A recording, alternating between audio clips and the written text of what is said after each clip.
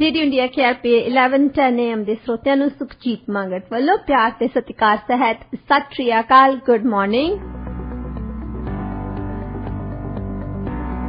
1 ਮਾਰਚ 2022 प्रोग्राम पंजाबी आवाज विच आप सब दा निक्का स्वागत है।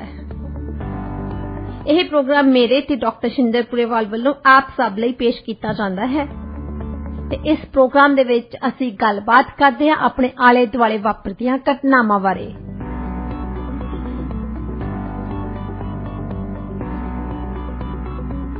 अज महाशिवरात्रि का पवित्र त्योहार है। रेडियो इंडिया के स्टाफ ते मैनेजमेंट वालों असीं समूह भाईचारे नूं इसदियां बधाइयां दिंदे हां।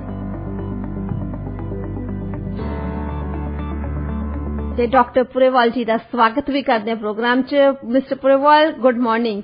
Good morning, welcome to the show.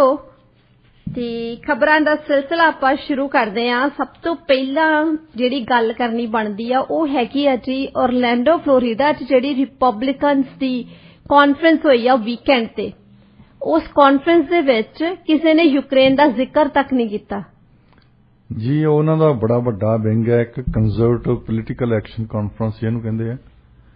ते उन्हां दे विचों जे किसी ने जिक्र कीता तो डोनाल्ड ट्रंप ने कीता, वो भी मजाक उड़ाउण लई, सिर्फ ये दस्सण लई कि जो बाइडन जिहड़ा है मूर्ख आ ते प्यूटन बड़ा स्मार्ट है जी। ये उन्हें सिर्फ ताकि उन्हें यूक्रेन दा नां लेना सी, इस करके कि जिहड़ा उहदा थीसिस है कि तुसीं एक मूर्ख प्रेजिडेंट चुन लिया। जे मैं हुंदा इत्थे तां मेरी प्यूटन दे नाल बनदी सी, आ गल लड़ाई होनी नहीं सी जी। ये पहला उन्हां दा थीसिस है। अच्छा, फिर हुण एक रिपब्लिकन पार्टी दी मेजर विंग है, वो एक बड़ी वड्डी जंग हो रही है उत्थे यूरोप दे विच, ਉਹਦੇ बारे जिक्र ही नहीं करते। ਇਹਦੇ बारे कई कारण है। सब तो पहला democracy is a numbers game. सब तो ਜਿਹਦੇ ਵੱਲ नंबर ਜਾਣਗੇ ਉਹਦੇ बारे गल करनगे। ਹੁਣ ਯੂਕਰੇਨੀਅਨ ਜਿਹੜੇ ਆ, ਯੂਕਰੇਨੀਅਨ ਅਮਰੀਕਨਸ ਦੀ ਪਾਪੂਲੇਸ਼ਨ ਅਮਰੀਕਾ ਦੇ ਵਿੱਚ ਹੈਗੀ ਹੈ 1 ਮਿਲੀਅਨ। 330 ਮਿਲੀਅਨ ਅਮਰੀਕਨਸ ਨੇ, ਉਹਨਾਂ ਦੇ ਵਿੱਚੋਂ 1 ਮਿਲੀਅਨ ਤਾਂ ਆਟੇ ਵਿੱਚ ਲੂਣ ਵੀ ਹੈ ਨਹੀਂ। ਹਾਂਜੀ। ਸਾਡੇ ਉਲਟੀ ਗੱਲ ਹੈ, ਸਾਡੇ ਜ਼ਿਆਦਾ ਤਾਂ ਨਹੀਂ ਹੈ, 1.5 ਮਿਲੀਅਨ ਹੈ ਇਹਨਾਂ ਦੀ ਆਬਾਦੀ ਵੈਸੇ, ਜਿਹੜੇ ਯੂਕਰੇਨੀਅਨ ਕੈਨੇਡੀਅਨ ਅਸੀਂ ਕਹਿੰਦੇ ਹਾਂ। ਹੁਣ 1.5 ਮਿਲੀਅਨ 37 ਮਿਲੀਅਨ ਦੇ ਵਿੱਚੋਂ ਇਹਦਾ ਮਤਲਬ ਕੋਈ 4% ਤੋਂ ਵੱਧ ਜਿਹੜੀ ਆਬਾਦੀ ਹੈ ਯੂਕਰੇਨੀਅਨ ਕੈਨੇਡੀਅਨਸ ਦੀ ਹੈ। ਔਰ ਖਾਸ ਤੌਰ ਤੇ ਸਸਕੈਚਵਾਨ ਤੇ ਮੈਨੀਟੋਬਾ ਦੇ ਵਿੱਚ ਕਈ ਰਾਈਡਿੰਗ ਇਦਾਂ ਦੀਆਂ ਜਿਹੜੀਆਂ ਸਿਰਫ ਤੇ ਸਿਰਫ ਯੂਕਰੇਨੀਅਨ ਕੈਨੇਡੀਅਨਸ ਦੀਆਂ ਵੋਟਾਂ ਨਾਲ ਜਿੱਤ ਸਕਦੇ। ਤੁਸੀਂ ਹਾਈਵੇ 16 ਤੇ ਜਾਂਦੇ ਆ ਸਸਕੈਚਵਾਨ, ਤਾਂ ਉੱਥੇ ਦੇਖਦੇ ਆ ਕਿ ਦੋਹੀਂ ਪਾਸੇ ਜਿਹੜੀਆਂ ਸੈਟਲਮੈਂਟਸ ਨੇ ਉਹ ਯੂਕਰੇਨੀਅਨ ਕੈਨੇਡੀਅਨਸ ਦੇ ਨੇ। ਸੋ ਪਹਿਲੀ ਨੰਬਰਸ ਦੀ ਗੇਮ ਹੈ। ਸੋ ਨੰਬਰਾਂ ਦੇ ਹਿਸਾਬ ਨਾਲ ਪਿੱਛੇ ਜੇ ਤੁਹਾਨੂੰ ਯਾਦ ਹੋਣਾ, ਰਿਪਬਲਿਕਨ ਪਾਰਟੀ ਨੇ ਦੇ ਸੈਨੇਟਰਸ ਨੇ ਇਹ ਕਿਹਾ ਸੀ ਕਿ ਅਸੀਂ ਯੂਕਰੇਨ ਬਾਰੇ ਗੱਲਾਂ ਕਰਨ ਲੱਗੇ ਆ। ਸਾਊਥ ਅਮਰੀਕਾ ਦੇ ਵਿੱਚ ਤਾਂ ਚਾਈਨਾ ਵਾਲੇ ਆਈ ਜਾਂਦੇ ਆ। ਹਾਂਜੀ। ਉਹ ਮਤਲਬ ਉਹ ਡਰਾਵਾ ਦੇ ਰਹੇ ਨਾ। ਹੁਣ ਜਿਹੜੇ ਸਪੈਨਿਸ਼ ਅਮਰੀਕਨਸ ਆ, ਜਿਹੜੇ ਸਪੈਨਿਸ਼ ਬੋਲਦੇ ਆ, ਜ਼ਿਆਦਾ ਤਾਂ ਮੈਕਸੀਕੋ ਤੋਂ ਆ, ਪਰ ਸੈਂਟਰਲ ਅਮਰੀਕਾ ਤੋਂ, ਸਾਊਥ ਅਮਰੀਕਾ ਤੋਂ ਵੀ ਆਏ ਆ। ਉਹ 16% ਆ ਆਬਾਦੀ ਦਾ ਉੱਥੇ। ਬਹੁਤ ਵੱਡੀ ਗਿਣਤੀ ਆ ਉਹਨਾਂ ਦੀ। ਮਤਲਬ ਤੁਸੀਂ ਇਹ ਕਹਿ ਲਓ 55 ਮਿਲੀਅਨ ਹੋਣੇ। ਉਹ ਬਹੁਤ ਕਾਫੀ ਵੱਡੀ ਗਿਣਤੀ ਆ। ਕਈ ਉਹਨਾਂ ਦੇ ਵਿੱਚੋਂ ਖਾਸ ਤੌਰ ਤੇ ਜਿਹੜੇ ਕਿਊਬਾ ਤੋਂ ਆਏ ਆ ਜਾਂ ਇਦਾਂ ਦੇ ਮੁਲਕਾਂ ਤੋਂ ਆਏ ਆ, ਵੈਨਜ਼ੂਏਲਾ ਤੋਂ ਆਏ ਹੋਣੇ ਆ, ਉਹ ਜ਼ਿਆਦਾ ਰਾਈਟ ਵਿੰਗ ਨੇ, ਜਿਹੜੇ ਜਿੱਦਾਂ ਚਾਈਨਾ ਨੂੰ ਕਮਿਊਨਿਸਟ ਦੇ ਤੌਰ ਤੇ ਪੇਸ਼ ਕਰਦੇ ਆ ਕਿ ਕਮਿਊਨਿਸਟਾਂ ਦਾ ਉੱਥੇ ਜ਼ਿਆਦਾ ਪ੍ਰਭਾਵ ਵੱਧ ਰਿਹਾ ਤੇ ਇਹਨਾਂ ਦੀਆਂ ਵੋਟਾਂ ਸਾਡੇ ਵੱਲ ਹੋਣ। ਸੋ ਇਸ ਕਰਕੇ ਉਹਨਾਂ ਦਾ ਜਿਹੜਾ ਮੇਨ ਤਵਲਕ ਆ, ਮੇਨ ਜਿਹੜਾ ਸੁਨੇਹਾ, ਮੁੱਖ ਸੁਨੇਹਾ ਰਿਪਬਲਿਕਨ ਪਾਰਟੀ ਦਾ, ਉਹ ਹੈਗਾ ਕਿ ਡੋਮੈਸਟਿਕ ਅਮਰੀਕਨ ਇਲੈਕਸ਼ਨ ਹੋਣੀ ਆ ਨਵੰਬਰ ਦੇ ਵਿੱਚ ਹੁਣ। ਤੇ ਉਹਦੇ ਵਿੱਚ ਕਾਂਗਰਸ ਦੀਆਂ ਕਿੰਨੀਆਂ ਸੀਟਾਂ ਲੈਣੀਆਂ ਅਸੀਂ, ਰਿਪਬਲਿਕਨ ਪਾਰਟੀ ਨੇ ਸੈਨੇਟਰਸ ਕਿੰਨੇ ਜਿਤਾਉਣੇ ਆ। 2024 ਦੇ ਵਿੱਚ ਸਾਡੀ ਪ੍ਰੈਜ਼ੀਡੈਂਸ਼ੀਅਲ ਇਲੈਕਸ਼ਨ ਆ ਜਾਣੀ ਆ, ਉਹਦੇ ਵਿੱਚ ਇਹਨਾਂ ਦਾ ਕੀ ਹਾਲ ਹੋਊਗਾ। ਸੋ ਇਹ ਨੰਬਰਸ ਦੀ ਗੇਮ ਹੈ। ਫਿਰ ਇੱਕ ਹੈਗੀ ਆ ਵੱਡੀ ਗੱਲ ਹੈ, ਯੂਕਰੇਨ ਜਿਹੜਾ ਆ, ਜਦੋਂ ਅਸੀਂ ਵਰਲਡ ਵਾਰ 2 ਦੇਖਦੇ ਹਾਂ ਨਾ, ਵਰਲਡ ਵਾਰ 2 ਦੇ ਵਿੱਚ ਹਿਟਲਰ ਨੇ ਸਟਾਰਟ ਕੀਤੀ ਸੀ, ਉਹ ਨਾਜ਼ੀ ਜਰਮਨੀ ਨੇ ਲੜਾਈ ਸ਼ੁਰੂ ਕੀਤੀ ਹੈ। 60 ਮਿਲੀਅਨ ਲੋਕੀ ਮਰ ਗਏ ਉਦੋਂ, 60 ਮਿਲੀਅਨ ਤੋਂ 6 ਕਰੋੜ ਲੋਕੀ ਮਾਰੇ ਗਏ। ਤਾਂ ਉਹਦੇ ਵਿੱਚੋਂ ਬਹੁਤੇ ਬੰਦੇ ਰੂਸ ਦੇ ਸੀ ਤੇ ਦੂਸਰੇ ਨੰਬਰ ਤੇ ਚਾਈਨਾ ਦੇ ਸੀ। ਉਹਨਾਂ ਦਿਨਾਂ ਦੇ ਵਿੱਚ ਜਦੋਂ ਰੂਸ ਵਾਲੇ ਉਹਨਾਂ ਦੇ ਖਿਲਾਫ ਲੜਦੇ ਸੀ, ਇੱਥੇ ਅਮਰੀਕਾ ਵਾਲੇ ਵੀ ਉਹਨਾਂ ਦੇ ਖਿਲਾਫ ਲੜਦੇ ਸੀ, ਇੰਗਲੈਂਡ ਵਾਲੇ ਵੀ ਉਹਨਾਂ ਦੇ ਖਿਲਾਫ ਲੜਦੇ ਸੀ, ਜਰਮਨੀ ਵਾਲਿਆਂ ਦੇ। ਪਰ ਯੂਕਰੇਨ ਦੇ ਵਿੱਚ ਇੱਕ ਵੱਡਾ ਸੈਕਸ਼ਨ ਸੀ ਜਿਹਨੂੰ ਕਹਿੰਦੇ ਸੀ ਬੰਡੇਰਾ ਗੈਂਗ, ਬੰਡੇਰਾ ਬੰਦੇ ਦਾ ਨਾਂ ਸੀ। ਉਹ ਯਹੂਦੀਆਂ ਨੂੰ ਮਾਰਦੇ ਸੀ। ਉਹ ਯਹੂਦੀਆਂ ਨੂੰ ਮਾਰਦੇ ਕਰਕੇ ਤਾਂ ਉਹ ਹਿਟਲਰ ਨੂੰ ਉਹਨੇ ਲਿਖਿਆ ਵੀ, ਕਹਿੰਦਾ ਵੀ ਤੁਹਾਨੂੰ ਇੱਥੇ ਆਉਣ ਦੀ ਲੋੜ ਨਹੀਂ, ਸਾਨੂੰ ਬਸ ਹਥਿਆਰ ਦੇ ਹੀ ਚੱਲੋ, ਅਸੀਂ ਯਹੂਦੀ ਵੈਸੇ ਹੀ ਖਤਮ ਕਰ ਦੇਣੇ। ਹੁਣ ਜਦੋਂ ਯੂਕਰੇਨ ਇੱਕ ਇੰਡੀਪੈਂਡੈਂਟ ਮੁਲਕ ਬਣ ਗਿਆ 1991 ਤੋਂ ਬਾਅਦ, ਸੋਵੀਅਤ ਯੂਨੀਅਨ ਤੋਂ ਛੱਡ ਕੇ, ਉਸ ਤੋਂ ਬਾਅਦ ਇੱਕ ਉਹੀ ਬੰਡੇਰਾ ਗੈਂਗ ਨੂੰ ਉਹਨੂੰ ਅਫੀਸ਼ੀਅਲ ਤੌਰ ਤੇ ਤੇ ਅਨਅਫੀਸ਼ੀਅਲ ਤੌਰ ਤੇ ਉਭਾਰਿਆ ਗਿਆ। ਜੂਇਸ਼ ਜਿਹੜੇ ਲੋਕ ਆ ਜਿਨ੍ਹਾਂ ਨੂੰ ਹਿਟਲਰ ਨੇ ਖਤਮ ਕਰਨ ਦੀ ਕੋਸ਼ਿਸ਼ ਕੀਤੀ ਆ, ਉਹਨਾਂ ਦਾ ਹੋਲੋਕਾਸਟ ਕੀਤਾ ਗਿਆ, ਉਹਨਾਂ ਨੂੰ ਉਹ ਦਿਨ ਭੁੱਲੇ ਨਹੀਂ ਅਜੇ। ਬੰਡੇਰਾ ਦੇ ਵੱਡੇ ਵੱਡੇ ਸਟੈਚੂ ਲਾਤੇ ਇਹਨਾਂ ਨੇ, ਬੰਡੇਰਾ ਦੇ ਗੁਣ ਗਾਏ ਜਾਂਦੇ ਆ। ਜਿੰਨੀਆਂ ਵੀ ਪ੍ਰਾਈਵੇਟ ਜਿਹੜੀਆਂ ਪੈਰਾਮਿਲਟਰੀ ਫੋਰਸਸ ਆ, ਪ੍ਰਾਈਵੇਟ ਨਾ ਸਰਕਾਰੀ ਨਹੀਂ, ਉਹ ਸਾਰੀਆਂ ਬੰਡੇਰਾ ਗੈਂਗਸ ਉਹਨਾਂ ਨੂੰ ਕਿਹਾ ਜਾਂਦਾ ਤੇ ਉਹ ਸਾਰੇ ਦੇ ਸਾਰੇ ਨਾਜ਼ੀ ਸਿੰਬਲ ਲੈ ਕੇ ਤੁਰੇ ਫਿਰਦੇ ਆ। ਇੱਕ ਇਸ਼ੂ ਇਹਨਾਂ ਲਈ, ਰਸ਼ੀਆ ਵਾਲਿਆਂ ਲਈ ਇਹ ਵੀ ਸੀ ਕਿ ਤੁਸੀਂ ਨਾਜ਼ੀਆਂ ਜਿਨ੍ਹਾਂ ਲੋਕਾਂ ਨੇ ਸਾਨੂੰ ਮਾਰਿਆ, ਤੁਸੀਂ ਉਹਨਾਂ ਦੇ ਗੁਣ ਗਾ ਰਹੇ, ਇਸ ਕਰਕੇ ਵੀ ਉਹ ਦੁਖੀ ਸੀ। ਹੁਣ ਜਿਹੜੀਆਂ ਕਈ ਜਥੇਬੰਦੀਆਂ ਯਹੂਦੀਆਂ ਦੀਆਂ ਇੱਥੇ ਜ਼ਿਆਦਾ ਤੌਰ ਤੇ ਉਹ ਪੈਸੇ ਦਿੰਦੀਆਂ ਰਿਪਬਲਿਕਨ ਪਾਰਟੀ ਨੂੰ, ਕਿਉਂਕਿ ਡੋਨਲਡ ਟਰੰਪ ਹੀ ਸੀ ਇਹ ਬੰਦਾ ਜਿਹਨੇ ਆਪਣੀ ਰਾਜਧਾਨੀ ਜਿਹੜੀ ਅੰਬੈਸੀ ਆ ਟੈਲ ਅਵੀਵ ਤੋਂ ਲਿਜਾ ਕੇ ਜਰੂਸਲਮ ਲੈ ਗਿਆ ਸੀ। ਇਹ ਇਜ਼ਰਾਈਲ ਦੀ ਪੂਰੀ ਸਪੋਰਟ ਕਰਨ ਵਾਲਾ। ਜੇ ਇਜ਼ਰਾਈਲ ਨੇ ਕਿਹਾ ਕਿ ਇਰਾਨ ਦੇ ਨਾਲ ਜਿਹੜੀ ਨਿਊਕਲੀਅਰ ਡੀਲ ਕੀਤੀ ਆ ਉਹ ਬੰਦ ਕਰ ਦਿਓ, ਉਹਨੇ ਬੰਦ ਕਰ ਦਿੱਤੀ। ਸੋ ਜੇ ਯਹੂਦੀਆਂ ਲਈ ਕੁਝ ਜ਼ਿਆਦਾ ਕਰਦਾ ਸੀ ਤਾਂ ਉਹ ਟਰੰਪ ਕਰਦਾ ਸੀ ਜੀ। ਪੈਸੇ ਤਾਂ ਉਹ ਦੋਹਾਂ ਨੂੰ ਦਿੰਦੇ, ਇਹ ਨਹੀਂ ਗੱਲ, ਮਤਲਬ ਉਹਦਾ ਬਿਜ਼ਨਸਮੈਨ ਆ, ਉਹਨਾਂ ਨੇ ਰਿਪਬਲਿਕਨ ਪਾਰਟੀ ਨੂੰ ਵੀ ਦੇਣੇ ਆ, ਡੈਮੋਕ੍ਰੇਟਸ ਨੂੰ ਵੀ ਦੇਣੇ ਆ, ਪਰ ਜ਼ਿਆਦਾ ਪੈਸੇ ਉਹ ਰਿਪਬਲਿਕਨ ਪਾਰਟੀ ਨੂੰ ਦਿੰਦੇ ਆ। ਸੋ ਇਹ ਜਿਹੜੇ ਮੇਨ ਉਹਨਾਂ ਦੇ ਆਰਗੇਨਾਈਜ਼ਰ ਆ, ਜਿੱਦਾਂ ਅਮਰੀਕਨ ਜਿਊਸ਼ ਕਾਨਫਰੰਸ ਆ, ਜਿਊਸ਼ ਕਾਂਗਰਸ ਹੈ, ਉਹ ਖੁਸ਼ ਨਹੀਂ ਆ ਯੂਕਰੇਨ ਦੀ ਸਰਕਾਰ ਤੋਂ ਕਿ ਇਹ ਜਿਹੜੇ ਨਾਜ਼ੀਆਂ ਨੂੰ ਨੱਥ ਪਾਉਣ 'ਚ ਨਾਕਾਮਯਾਬ ਰਹੇ ਆ। ਸੋ ਇਸ ਕਰਕੇ ਉਹ ਵੀ ਨਹੀਂ ਇਸ ਗੱਲ ਦੇ ਖਿਲਾਫ, ਰਸ਼ੀਆ ਵਾਲਿਆਂ ਦੀ ਸਪੋਰਟ ਕਰਨ ਚਾਹੇ ਨਾ ਕਰਨ, ਪਰ ਉਹ ਇਸ ਗੱਲ ਤੋਂ ਨਾ ਖੁਸ਼ ਨਹੀਂ ਹੈ ਬਈ ਉੱਥੇ ਜਿਹੜੇ ਖਾਸ ਤੌਰ ਤੇ ਪੈਰਾਮਿਲਟਰੀ ਨਾਜ਼ੀ ਆਰਗੇਨਾਈਜੇਸ਼ਨ ਸੀ, ਜੇ ਰਸ਼ੀਅਨ ਫੌਜਾਂ ਉਹਨਾਂ ਨੂੰ ਮਾਰ ਰਹੀਆਂ ਤੇ ਉਹ ਕੋਈ ਮਾੜੀ ਗੱਲ ਨਹੀਂ ਉਹਨਾਂ ਦੇ ਹਿਸਾਬ ਨਾਲ। ਸੋ ਪੈਸੇ ਦੇਣ ਵਾਲਿਆਂ ਦਾ, ਵੋਟਾਂ ਦਾ, ਇਹ ਸਾਰਾ ਕੁਝ ਪਾ ਕੇ ਇਲੈਕਸ਼ਨ ਆਉਣ ਦਾ, ਸੋ ਇਸ ਕਰਕੇ ਯੂਕਰੇਨ ਉਹਨਾਂ ਲਈ ਕੋਈ ਵੱਡੀ ਗੱਲ ਨਹੀਂ ਹੈ। ਸਾਡੇ ਲਈ ਸਿਰਫ ਵੱਡੀ ਗੱਲ ਇਸ ਕਰਕੇ ਆ ਕਿ ਉਹਨਾਂ ਦੀਆਂ ਵੋਟਾਂ ਜ਼ਿਆਦੀਆਂ ਹੈ। ਉਹਨਾਂ ਦੇ ਵਿੱਚੋਂ ਕਈ ਕੈਨੇਡੀਅਨ, ਯੂਕਰੇਨੀਅਨ ਕੈਨੇਡੀਅਨਸ ਕਾਫੀ ਮਸ਼ਹੂਰ ਵੀ ਹੋਏ ਆ। ਦਾ ਗ੍ਰੈਟਸਕੀ ਹੋਇਆ, ਹਾਕੀ ਖੇਡਦਾ ਸੀ ਇੱਥੇ, ਉਹ ਯੂਕਰੇਨੀਅਨ ਕੈਨੇਡੀਅਨ ਸੀ। ਅੱਜ ਸਾਡੀ ਡਿਪਟੀ ਪ੍ਰਾਈਮ ਮਿਨਿਸਟਰ ਜਿਹੜੀ ਆ ਕ੍ਰਿਸਟੀਆ ਫਰੀਲੈਂਡ ਆ, ਉਹ ਯੂਕਰੇਨੀਅਨ ਕੈਨੇਡੀਅਨ ਆ। ਐਕਚੁਅਲੀ ਉਹਦੇ ਦਾਦੇ ਤੇ ਵੀ ਇੱਕ ਅਲਬਰਟਾ ਦੀ ਸਰਕਾਰ ਨੇ, ਕਿਸੇ ਹੋਰ ਨੇ ਅਲਬਰਟਾ ਦੀ ਸਰਕਾਰ ਕਹਿੰਦੀ ਸੀ ਕਿ ਉਹ ਨਾਜ਼ੀ ਬੰਦਾ, ਉਹ ਹਿਟਲਰ ਦਾ ਫਾਲੋਅਰ ਆ। ਤੇ ਇਹ ਹੁਣ ਖਬਰ ਛਾਪਣ ਨਹੀਂ ਦਿੰਦੇ ਇੱਥੇ, ਕੈਨੇਡਾ ਦੇ ਵਿੱਚ ਉਹ ਕਢਾਤੀ ਉਹਨਾਂ ਨੇ। ਇਹ ਵੀ ਇੱਕ ਤਕਰੀਬ ਚੱਲਦੀ ਹੈ ਵੀ ਕਿਵੇਂ ਕਿਸ ਤਰੀਕੇ ਦਾ ਉਸ ਖਬਰ ਨੂੰ ਦੱਬਣਾ ਆ, ਕਿਉਂਕਿ ਉਹਦੇ ਪਰਿਵਾਰ ਦਾ ਤਾਲੁਕਾਤ ਜਿਹੜਾ ਨਾਜ਼ੀਆਂ ਦੇ ਨਾਲ ਆ, ਜਿਹਦੇ ਖਿਲਾਫ ਕੈਨੇਡਾ ਵਾਲੇ ਵੀ ਜਾ ਕੇ ਲੜੇ ਆ ਉੱਥੇ।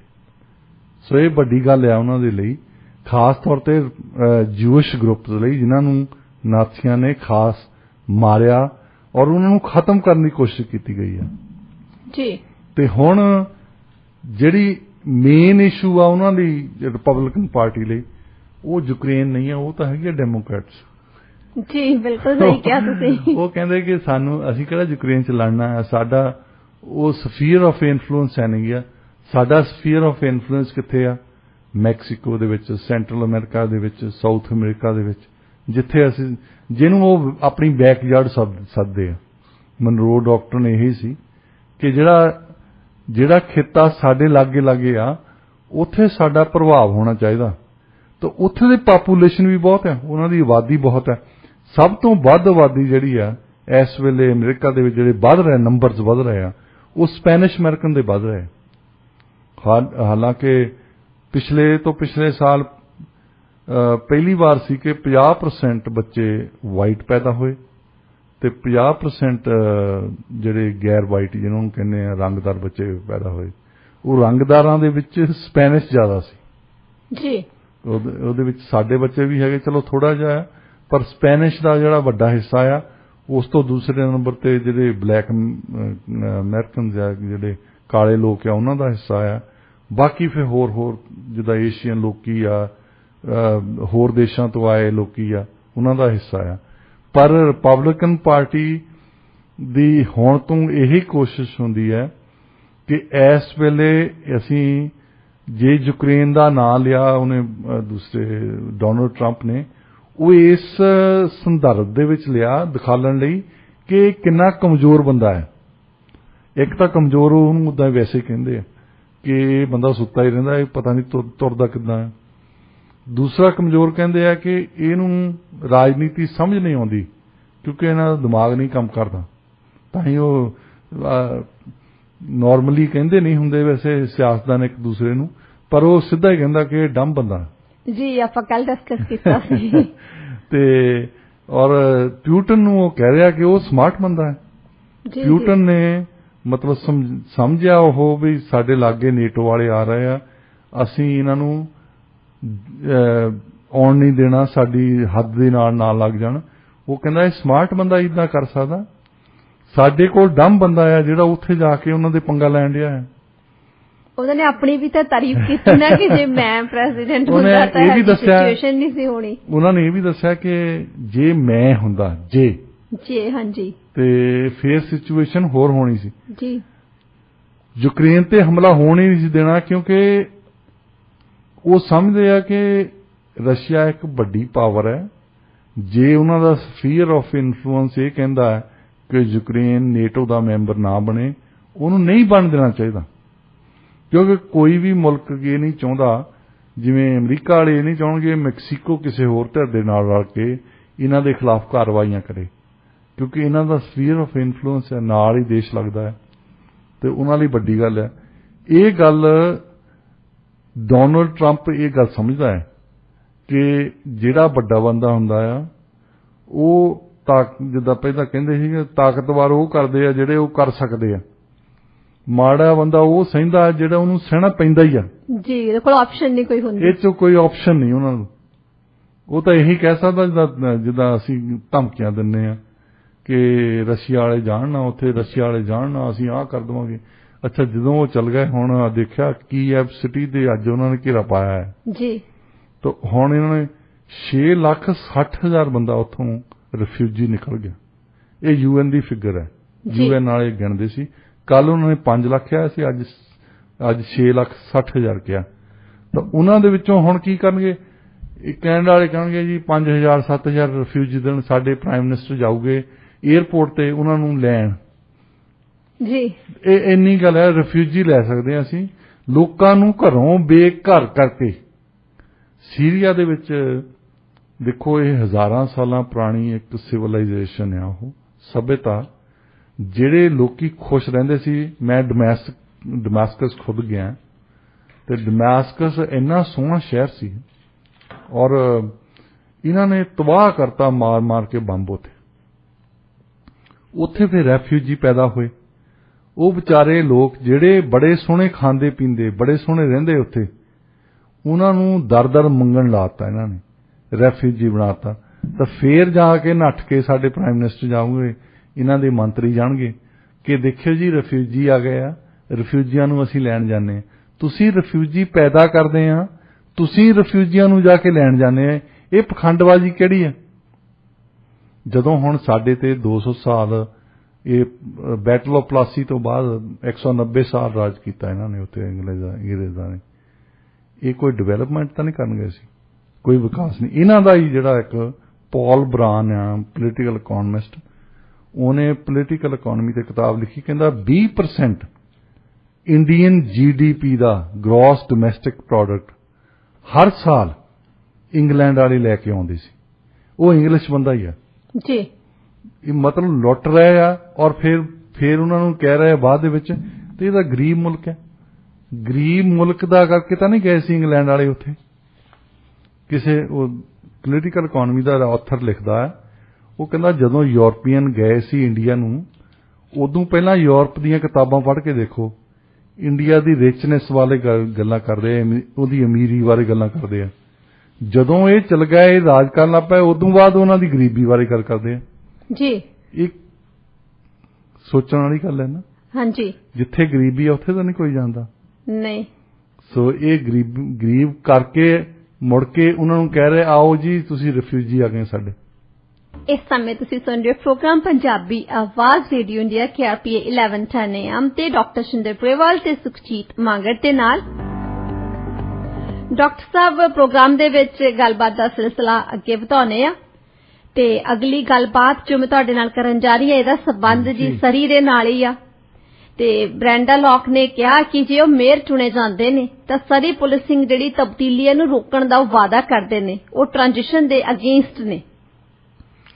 ਦੇਖੋ, ਇਹ ਗੱਲ ਪਿਛਲੀ ਵਾਲੀ 2018 ਦੇ ਵਿੱਚ ਬਹੁਤ ਇਸ਼ੂਜ਼ ਦੇ ਨਾਲ ਇਹ ਵੀ ਇੱਕ ਇਸ਼ੂ ਸੀ ਕਿ RCMP ਨੂੰ ਤਬਦੀਲ ਕੀਤਾ ਜਾਵੇ। ਕੁਝ ਮੌਤਾਂ ਗੈਂਗ ਰਿਲੇਟਡ ਮੌਤਾਂ ਹੋਈਆਂ ਬੱਚਿਆਂ ਦੀਆਂ, ਤਾਂ ਲੋਕੀ ਭਾਵਕ ਹੋ ਕੇ ਹੋਏ ਹੋਣੇ ਆ, ਰੈਲੀਜ਼ ਵੀ ਹੋਈਆਂ। ਪਰ ਇੱਕ ਇਲੈਕਸ਼ਨ ਦੇ ਵਿੱਚ ਸਿਰਫ ਇਹ ਕੋਈ ਰੈਫਰੈਂਡਮ ਨਹੀਂ ਹੈ ਕਿ ਤੁਸੀਂ ਕੋਈ ਇਸ਼ੂ ਡਿਸਕਸ ਕਰਨੀ ਹੈ। ਇਲੈਕਸ਼ਨ ਦੇ ਵਿੱਚ ਤਾਂ 5-6 ਟੌਪ ਇਸ਼ੂਜ਼ ਹੁੰਦੀਆਂ, 20 ਇਸ਼ੂਜ਼ ਹੁੰਦੀਆਂ। ਤਾਂ ਉਸ ਤੋਂ ਬਾਅਦ ਉਸ ਬ੍ਰਿੰਡਾ ਲੌਕ ਜਿਹੜੇ ਕਾਉਂਸਲਰ ਨੇ, ਇਹ ਵੀ ਡਗ ਮਕੈਲਮ ਦੀ ਸਲੇਟ ਦੇ ਨਾਲ ਹੀ ਸੀ। ਹਾਂਜੀ। ਇਹਨਾਂ ਨੇ ਬਾਅਦ ਦੇ ਵਿੱਚ ਇਹਨਾਂ ਨੇ ਤੇ ਆਪਣੇ ਹੁੰਡਲ ਸਾਹਿਬ ਨੇ ਇਹ ਕਿਹਾ ਕਿ ਜੇ ਤੁਸੀਂ RCMP ਤੋਂ ਸਿਟੀ ਆਫ ਸਰੀ ਪੁਲਿਸ ਬਣਾਉਣੀ ਆ ਤੇ ਪਹਿਲਾਂ ਤੁਸੀਂ ਇੱਕ ਬਿਜ਼ਨਸ ਪਲਾਨ ਪੇਸ਼ ਕਰੋ। ਜੀ। ਹੁਣ ਬਿਜ਼ਨਸ ਪਲਾਨ ਦੇ ਵਿੱਚ ਕੀ ਹੁੰਦਾ ਹੈ? ਜ਼ਰੂਰੀ ਨਹੀਂ ਕਿ ਬਿਜ਼ਨਸ ਖੋਲ੍ਹਣਾ, ਕੋਈ ਸੰਸਥਾ ਨੂੰ ਚੇਂਜ ਕਰਨਾ, ਉਹਨੂੰ ਬਦਲੀ ਕਰਨਾ ਇੱਕ ਬਹੁਤ ਵੱਡੀ ਗੱਲ ਹੈ। ਲਾਅ ਐਂਡ ਆਰਡਰ ਬਹੁਤ ਵੱਡੀ ਸਿਚੁਏਸ਼ਨ ਹੁੰਦੀ ਹੈ ਜੀ, ਕਿਉਂਕਿ ਇਹ ਕੈਨੇਡੀਅਨ ਸੰਵਿਧਾਨ ਦੇ ਵਿੱਚ ਲਾਅ ਐਂਡ ਆਰਡਰ ਜਿਹੜਾ ਆ ਪ੍ਰੋਵਿੰਸ ਨੂੰ, ਸੂਬੇ ਨੂੰ ਦਿੱਤਾ ਹੈ। ਸੂਬੇ ਨੇ ਅੱਗੇ ਸਿਟੀਜ਼ ਨੂੰ ਦਿੱਤਾ ਹੈ ਕਿ ਸਾਨੂੰ ਜੇਬ ਚੋਂ ਪੈਸੇ ਨਾ ਦੇਣੇ ਪੈਣ, ਇਸ ਕਰਕੇ ਉਹਨਾਂ ਨੇ ਸਿਟੀਜ਼ ਦੇ ਗਲ ਪਾਇਆ ਹੈ ਕੰਮ। ਤੇ ਇੱਥੇ ਫਿਰ ਹੁਣ ਜਿਹੜੀ ਮੇਅਰ ਡਗ ਮਕੈਲਮ ਦੀ ਜਿੱਦ ਸੀ ਕਿ ਬਿਜ਼ਨਸ ਪਲਾਨ ਕੋਈ ਨਹੀਂ ਹੈ, ਮੈਂ ਤਾਂ ਬਸ ਕਰ ਦੇਣੀ ਹੈ। ਉਹਨਾਂ ਨੇ ਜਿਹੜੀ ਇਲੈਕਸ਼ਨ ਵੀ ਲੜੀ ਸੀ ਨਾ, ਉਹਦੇ ਵਿੱਚ ਆਹ ਭਾਰੂ ਸੀ ਜਿਹੜਾ ਅਸੀਂ ਸਾਰੀ ਪੁਲਿਸਿੰਗ ਲੈ ਕੇ ਆ ਜਾਣੀ ਆ, ਕ੍ਰਾਈਮ ਘਟ ਜਾਊਗਾ। ਇਹ ਇੱਕ ਇਸ਼ੂ ਸੀ। ਹਾਂਜੀ, ਇੱਕ ਇਸ਼ੂ। ਬਾਕੀ ਇਸ਼ੂ ਵੀ ਸਕਾਈ ਟ੍ਰੇਨ ਦੀ ਸੀ, ਹਾਂਜੀ, ਹੋਰ ਵਿਕਾਸ ਬਾਰੇ ਇਸ਼ੂ ਸੀਗੀਆਂ, ਇਹ ਵੀ ਇੱਕ ਇਸ਼ੂ ਸੀ। ਹਾਂਜੀ ਹਾਂਜੀ। ਹੁਣ ਇਸ਼ੂ ਤਾਂ ਠੀਕ ਹੈ, ਤੁਸੀਂ ਲੈਣ ਦੀ ਹੈ। ਹੁਣ ਤੁਸੀਂ ਕਹਿੰਦੇ ਕਿ ਅਸੀਂ ਸਰੀ ਦੇ ਵਿੱਚੋਂ RCMP ਹਟਾਉਣੀ ਆ ਤੇ ਸਿਟੀ ਆਫ ਸਰੀ ਦੀ ਆਪਣੀ ਪੁਲਿਸ ਲੈ ਕੇ ਆਉਣੀ। ਹੁਣ ਸਿਆਣੀ ਗੱਲ ਤਾਂ ਇਹੀ ਆ ਕਿ ਪਹਿਲਾਂ ਦੇਖੀਏ ਕਿ RCMP ਦੇ ਵਿੱਚ ਸਾਡੇ ਤੋਂ ਕੀ ਗਲਤੀਆਂ ਨੇ। ਜੇ ਕ੍ਰਾਈਮ ਦੇਖਦੇ ਆ ਤੁਸੀਂ ਸਰੀ ਦਾ, ਸਰੀ ਨੂੰ ਡੈਲਟਾ ਨਾਲ ਕੰਪੇਅਰ ਨਹੀਂ ਕਰ ਸਕਦੇ ਕਿਉਂਕਿ ਡੈਲਟਾ ਛੋਟੀ ਸਿਟੀ ਆ। ਹਾਂਜੀ। ਤੁਸੀਂ ਸਿਟੀ ਨੂੰ ਤੁਸੀਂ ਬਰਾਬਰ, ਜਿੱਦਾਂ ਐਪਲਸ ਤੇ ਔਰੇਂਜਸ ਨੂੰ ਕਹਿੰਦੇ ਹੁੰਦੇ, ਇਹਨੂੰ ਕੰਪੈਰੀਜ਼ਨ ਨਹੀਂ ਕੀਤਾ ਜਾ ਸਕਦਾ। ਤੁਸੀਂ ਔਰੇਂਜ ਨੂੰ ਔਰੇਂਜ ਨਾਲ ਕੰਪੇਅਰ ਕਰੋਗੇ, ਰਾਈਟ। ਤੁਸੀਂ ਜੇ ਵੈਨਕੂਵਰ ਨੂੰ ਸਰੀ ਨਾ ਕਰ ਸਕਦੇ ਕਿਉਂਕਿ 1 ਲੱਖ ਦਾ ਫਰਕ ਤਾਂ ਹੈਗਾ, ਪਰ ਫਿਰ ਵੀ ਵੱਡੀਆਂ ਸਿਟੀਜ਼ ਨੇ, ਰਾਈਟ। ਸਾਡਾ ਕ੍ਰਾਈਮ ਰੇਟ ਤਾਂ ਉਹਨਾਂ ਦਾ ਕ੍ਰਾਈਮ ਰੇਟ ਕੋਈ ਫਰਕ ਨਹੀਂ, ਜਿਹੜੀਆਂ ਵੀ ਵੱਡੀਆਂ ਸਿਟੀਜ਼ ਉਹਦੇ ਹਿਸਾਬ ਦੇ ਨਾਲ। ਹੁਣ ਹੋਰ ਦੇਖ ਲਓ, ਜਿਹੜੀਆਂ ਦੂਸਰਾ ਵੱਡਾ ਫਾਇਦਾ ਸਾਨੂੰ RCMP ਦਾ ਇਹ ਆ, 90% ਸਿਟੀ ਆਫ ਸਰੀ ਵਾਲੇ ਉਹਨਾਂ ਦੀ ਤਨਖਾਹ ਦਿੰਦੇ ਆ, 10% ਫੈਡਰਲ ਸਰਕਾਰ ਦਿੰਦੀ ਹੈ ਜੀ, ਕਿਉਂਕਿ ਉਹ ਥੋੜਾ ਜਿਹਾ 10% ਉਹਨਾਂ ਦੇ ਕੋਲ ਜੁਰਿਸਡਿਕਸ਼ਨ ਇਹ ਵੀ ਆ ਕਿ ਫੈਡਰਲ ਇਨਵੈਸਟੀਗੇਸ਼ਨ ਕਰਦੇ ਆ, ਤਾਂ ਉਹ ਆਪਣਾ ਹਿੱਸਾ ਦੇ ਦਿੰਦੇ ਇਹਨਾਂ ਨੂੰ। ਹੁਣ ਇੱਕ ਸਿਰਫ ਤੇ ਇਹੀ ਗੱਲ ਕਹੀ ਉਹਨਾਂ ਨੇ ਕਿ ਠੀਕ ਹੈ ਕਿ ਤੁਸੀਂ ਇੱਕ ਪਲਾਨ ਪੇਸ਼ ਕਰੋ ਜਿਹ 'ਚ ਦੋ ਚੀਜ਼ਾਂ ਦੇਖਣੀਆਂ ਪੈਂਦੀਆਂ ਪਲਾਨ ਦੇ ਵਿੱਚ ਵੀ ਜਿੰਨੇ ਪੈਸੇ ਲੱਗਣੇ ਆ ਸਾਡੇ ਉਹਦੇ ਨਾਲ ਸਾਨੂੰ ਕਿੰਨਾ ਕੁ ਫਾਇਦਾ ਹੋਊਗਾ, ਕੀ ਇਹ ਕ੍ਰਾਈਮ ਘਟ ਜਾਊਗਾ ਇਹਨਾਂ। ਜੇ ਤੁਸੀਂ ਇਹ ਕਹਿੰਦੇ ਆ ਉਹ ਬੰਦਾ ਨਹੀਂ ਇਹਨੂੰ ਲੈ ਆਓ ਤਾਂ ਇਹਨਾਂ ਕ੍ਰਾਈਮ ਘਟ ਜਾਣਾ, ਇਹ ਤਾਂ ਕੋਈ ਆਰਗੂਮੈਂਟ ਨਹੀਂ ਨਾ। ਹੁਣ ਮੈਂ ਤੁਹਾਨੂੰ ਇੱਕ ਮਿਸਾਲ ਦਿੰਦਾ ਆਪਣੀ ਜ਼ਿੰਦਗੀ ਚੋਂ ਹੀ ਜੀ। ਅਸੀਂ ਉਦੋਂ ਮੈਂ ਟੋਰਾਂਟੋ ਰਹਿੰਦਾ ਹੁੰਦਾ ਸੀ, ਇੱਕ ਵਿੰਡਜ਼ਰ ਦੇ ਇਲਾਕੇ ਦੇ ਵਿੱਚ ਟੂਰਨਾਮੈਂਟ ਕਰਾਉਣਾ ਸੀ ਤਾਂ ਉੱਥੇ ਗਏ। ਵਿੰਡਜ਼ਰ ਸਿਟੀ ਆ ਬਿਲਕੁਲ ਬਾਰਡਰ ਦੇ ਨਾਲ ਹੀ ਇੱਥੇ ਟੋਰਾਂਟੋ ਦੇ ਵਿੱਚ, ਸੌਰੀ ontario ਦੇ ਵਿੱਚ। ਉੱਥੇ ਬਿਲਕੁਲ ਥੋੜ੍ਹੇ ਜਿਹੇ ਇੰਡੀਅਨ ਬੰਦੇ ਰਹਿੰਦੇ ਸੀ। ਤਾਂ ਪਹਿਲਾਂ ਉੱਥੇ ਬੜੀ ਇੱਕ ਪੁਰਾਣੀ ਇੱਕ ਇੰਡੀਅਨ ਗਰੋਸਰੀ ਦੀ ਸਟੋਰ ਹੈ ਤੇ ਜਦੋਂ ਹੁਣ ਟੂਰਨਾਮੈਂਟ ਕਰਾਉਣਾ ਪੈਸੇ ਕਿਹਤੋਂ ਲੈਣ ਜਾਣਾ, ਬਿਜ਼ਨਸ ਵਾਲਿਆਂ ਤੋਂ ਲੈਣ ਜਾਣਾ, ਤਾਂ ਪਹਿਲਾਂ ਅਸੀਂ ਉਹਨਾਂ ਦੇ ਕੋਲ ਹੀ ਜਾਂਦੇ ਹੁੰਦੇ ਸੀ। ਇੱਕੋ ਹੀ ਸਟੋਰ ਹੁੰਦੀ ਸੀ ਉੱਥੇ।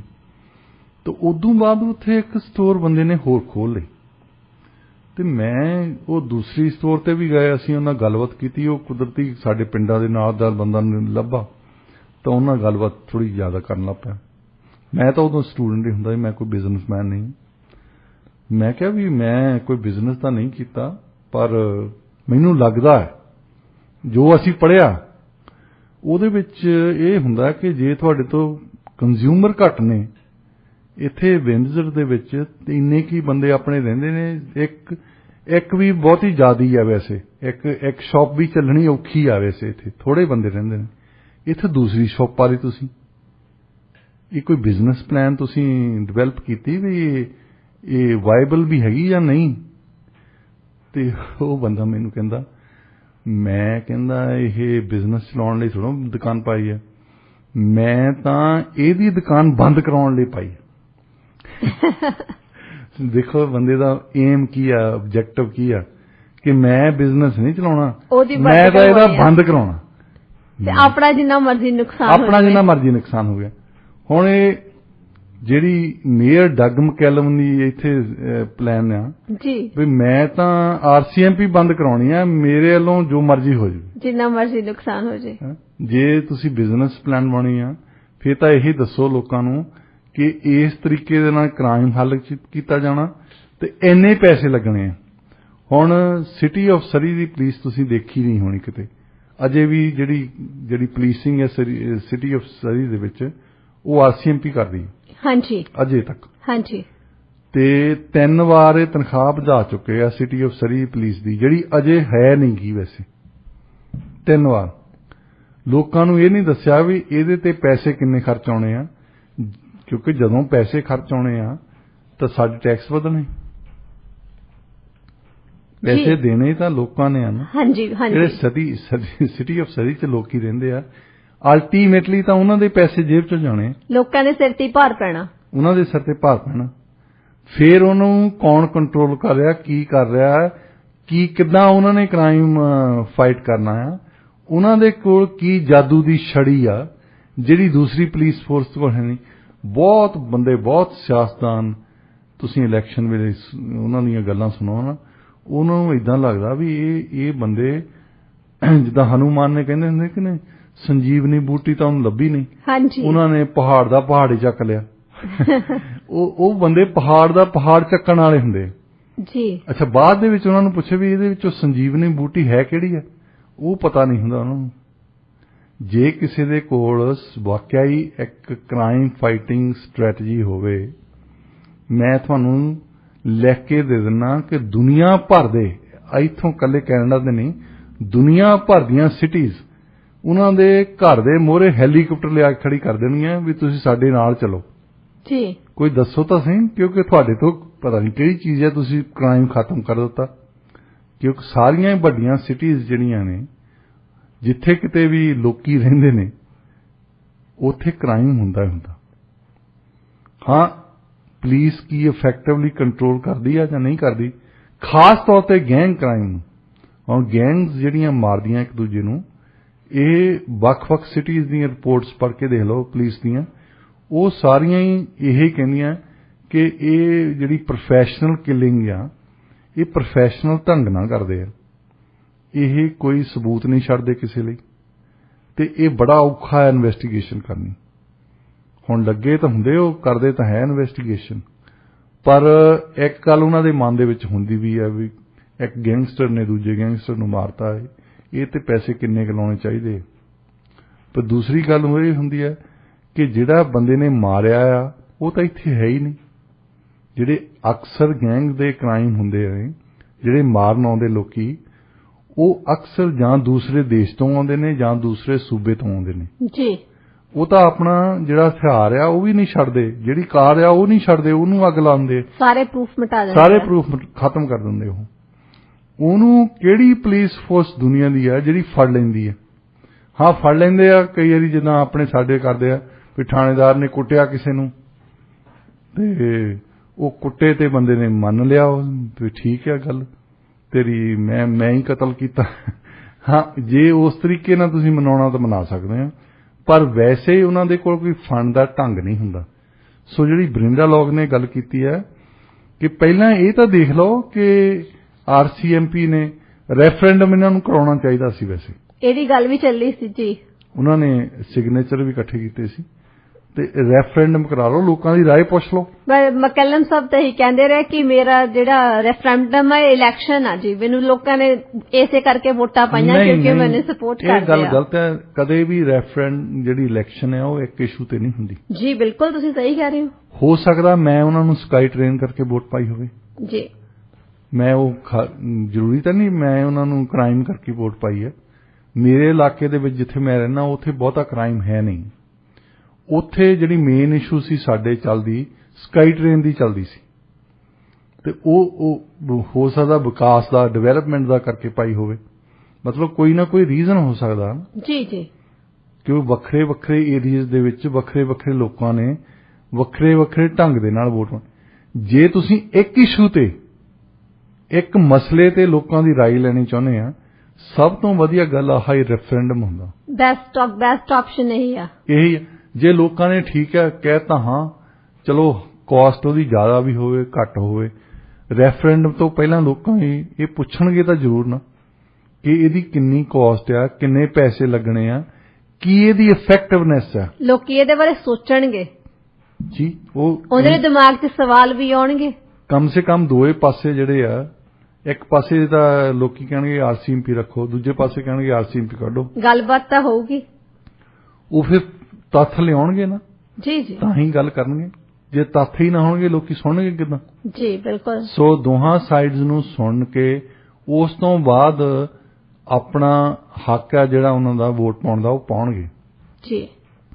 ਫਿਰ ਉਹ ਜੋ ਮਰਜ਼ੀ ਫੈਸਲਾ ਕਰ ਦੇਣ, ਸਿਟੀ ਆਫ ਸਰੀ ਦੇ ਹੱਕ 'ਚ ਫੈਸਲਾ ਕਰ ਦੇਣ ਜਾਂ RCMP ਦੇ ਹੱਕ 'ਚ ਫੈਸਲਾ ਕਰ ਦੇਣ, ਇਹ ਉਹਨਾਂ ਤੇ ਨਿਰਭਰ ਕਰਦਾ ਜੀ।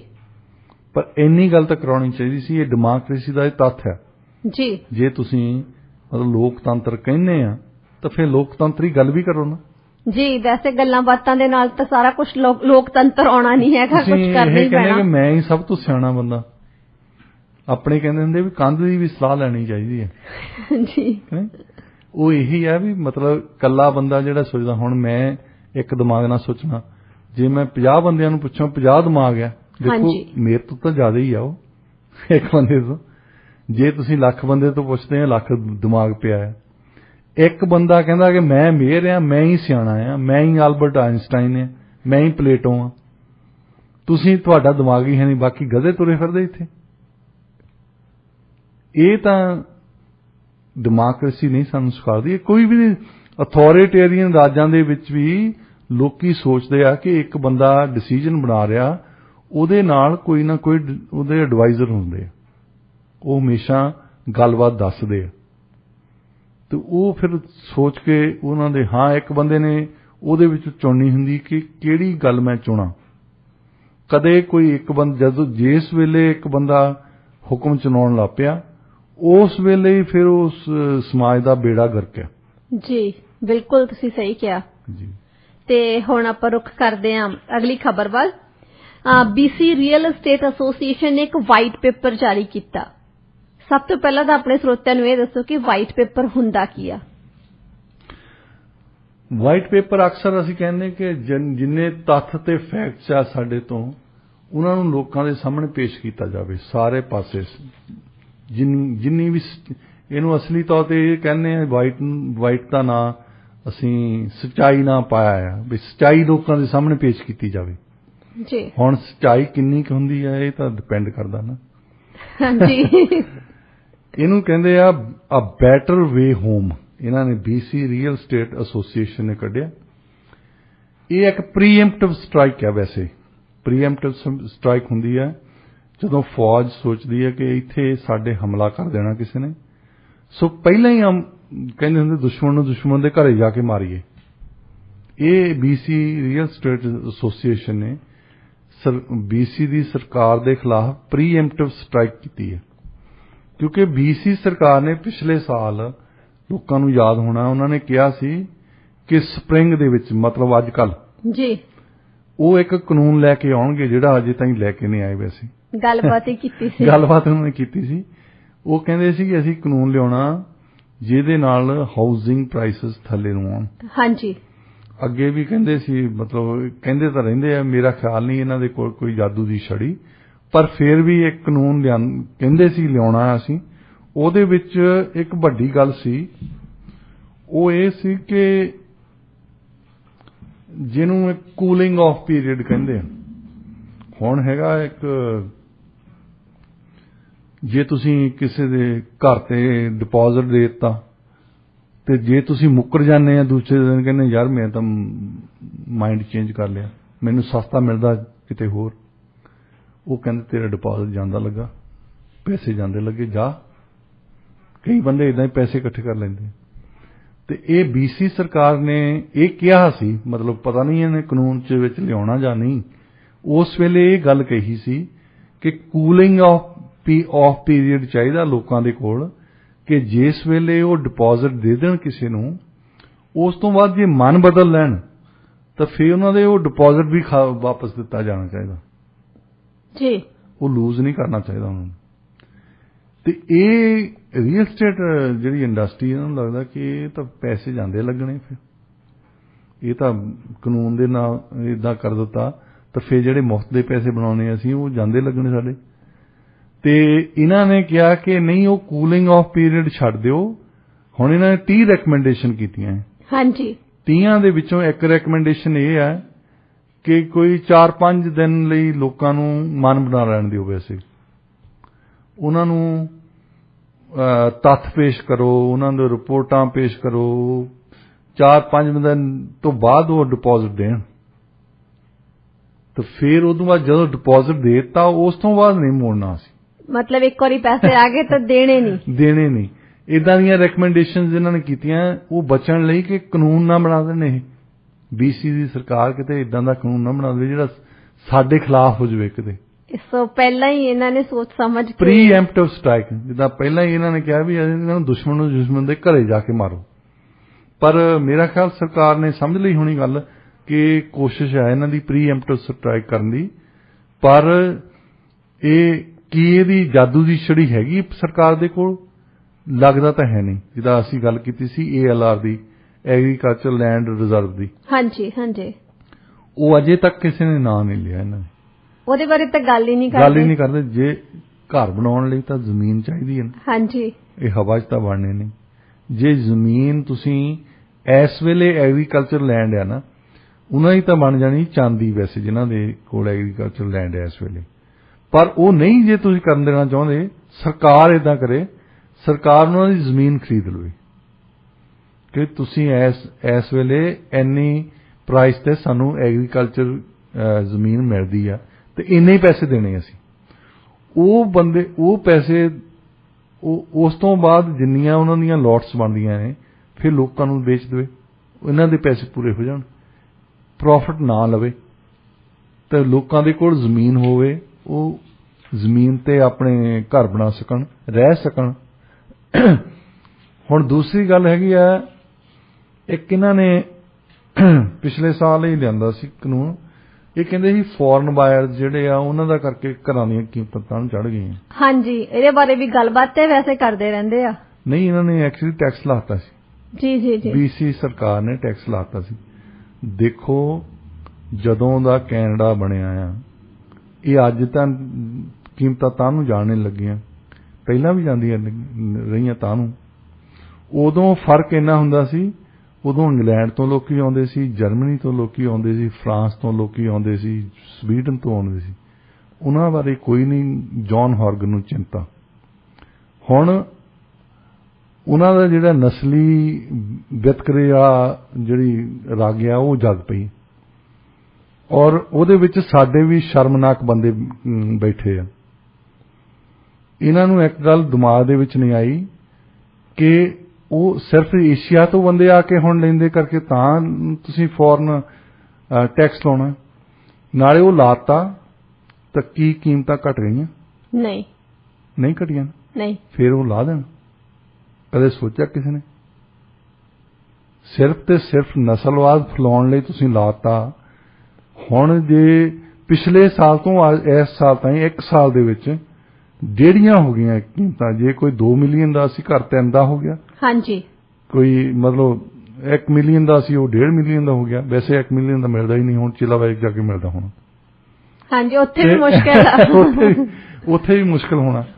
ਜੇ ਨਹੀਂ ਉਹ ਕੰਮ ਕੀਤਾ ਫਿਰ ਸਟੈਪ ਬੈਕ ਲੈ ਕੇ, ਇਹ ਸੋਚਣ ਵਾਲੀ ਗੱਲ ਹੈ, ਸਟੈਪ ਬੈਕ ਲੈ ਕੇ ਇਹ ਕਹਿਣ ਕਿ ਇਹ ਸਾਡੇ ਤੋਂ ਹੋਈ ਗਲਤੀ, ਅਸੀਂ ਇਹ ਕੰਮ ਨਹੀਂ ਕਰ ਸਕਦੇ।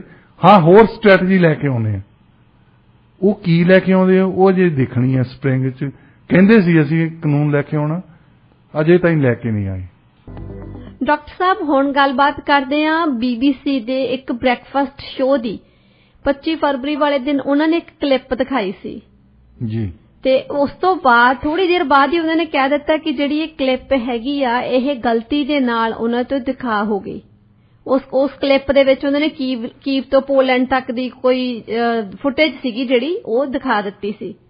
ਇਹ ਸਾਰੀ ਜਿਹੜੀ ਖਬਰ ਹੈ ਇਹਨੂੰ ਤੁਸੀਂ ਕਿਸ ਤਰੀਕੇ ਦੇ ਨਾਲ ਦੇਖਦੇ ਹੋ? ਦੇਖੋ, ਜਿਹੜੀ BBC ਨੇ ਖਬਰ ਦਿੱਤੀ ਆ, ਇਹ ਸਾਰੇ ਮੀਡੀਆ 'ਚ ਚੱਲਦੀ ਹੈ। ਵੈਸੇ BBC ਲੋਕਾਂ ਨੂੰ, ਕਈਆਂ ਨੂੰ ਸ਼ੱਕ ਆ ਵੀ ਇਹ ਠੀਕ ਖਬਰਾਂ ਦਿੰਦੇ ਨੇ, ਜਾਂ ਨਿਊਯਾਰਕ ਟਾਈਮਜ਼ ਵਾਲੇ ਠੀਕ ਦਿੰਦੇ ਨੇ। ਇਹਨਾਂ ਨੂੰ ਕਹਿੰਦੇ ਨੇ ਫੇਕ ਨਿਊਜ਼।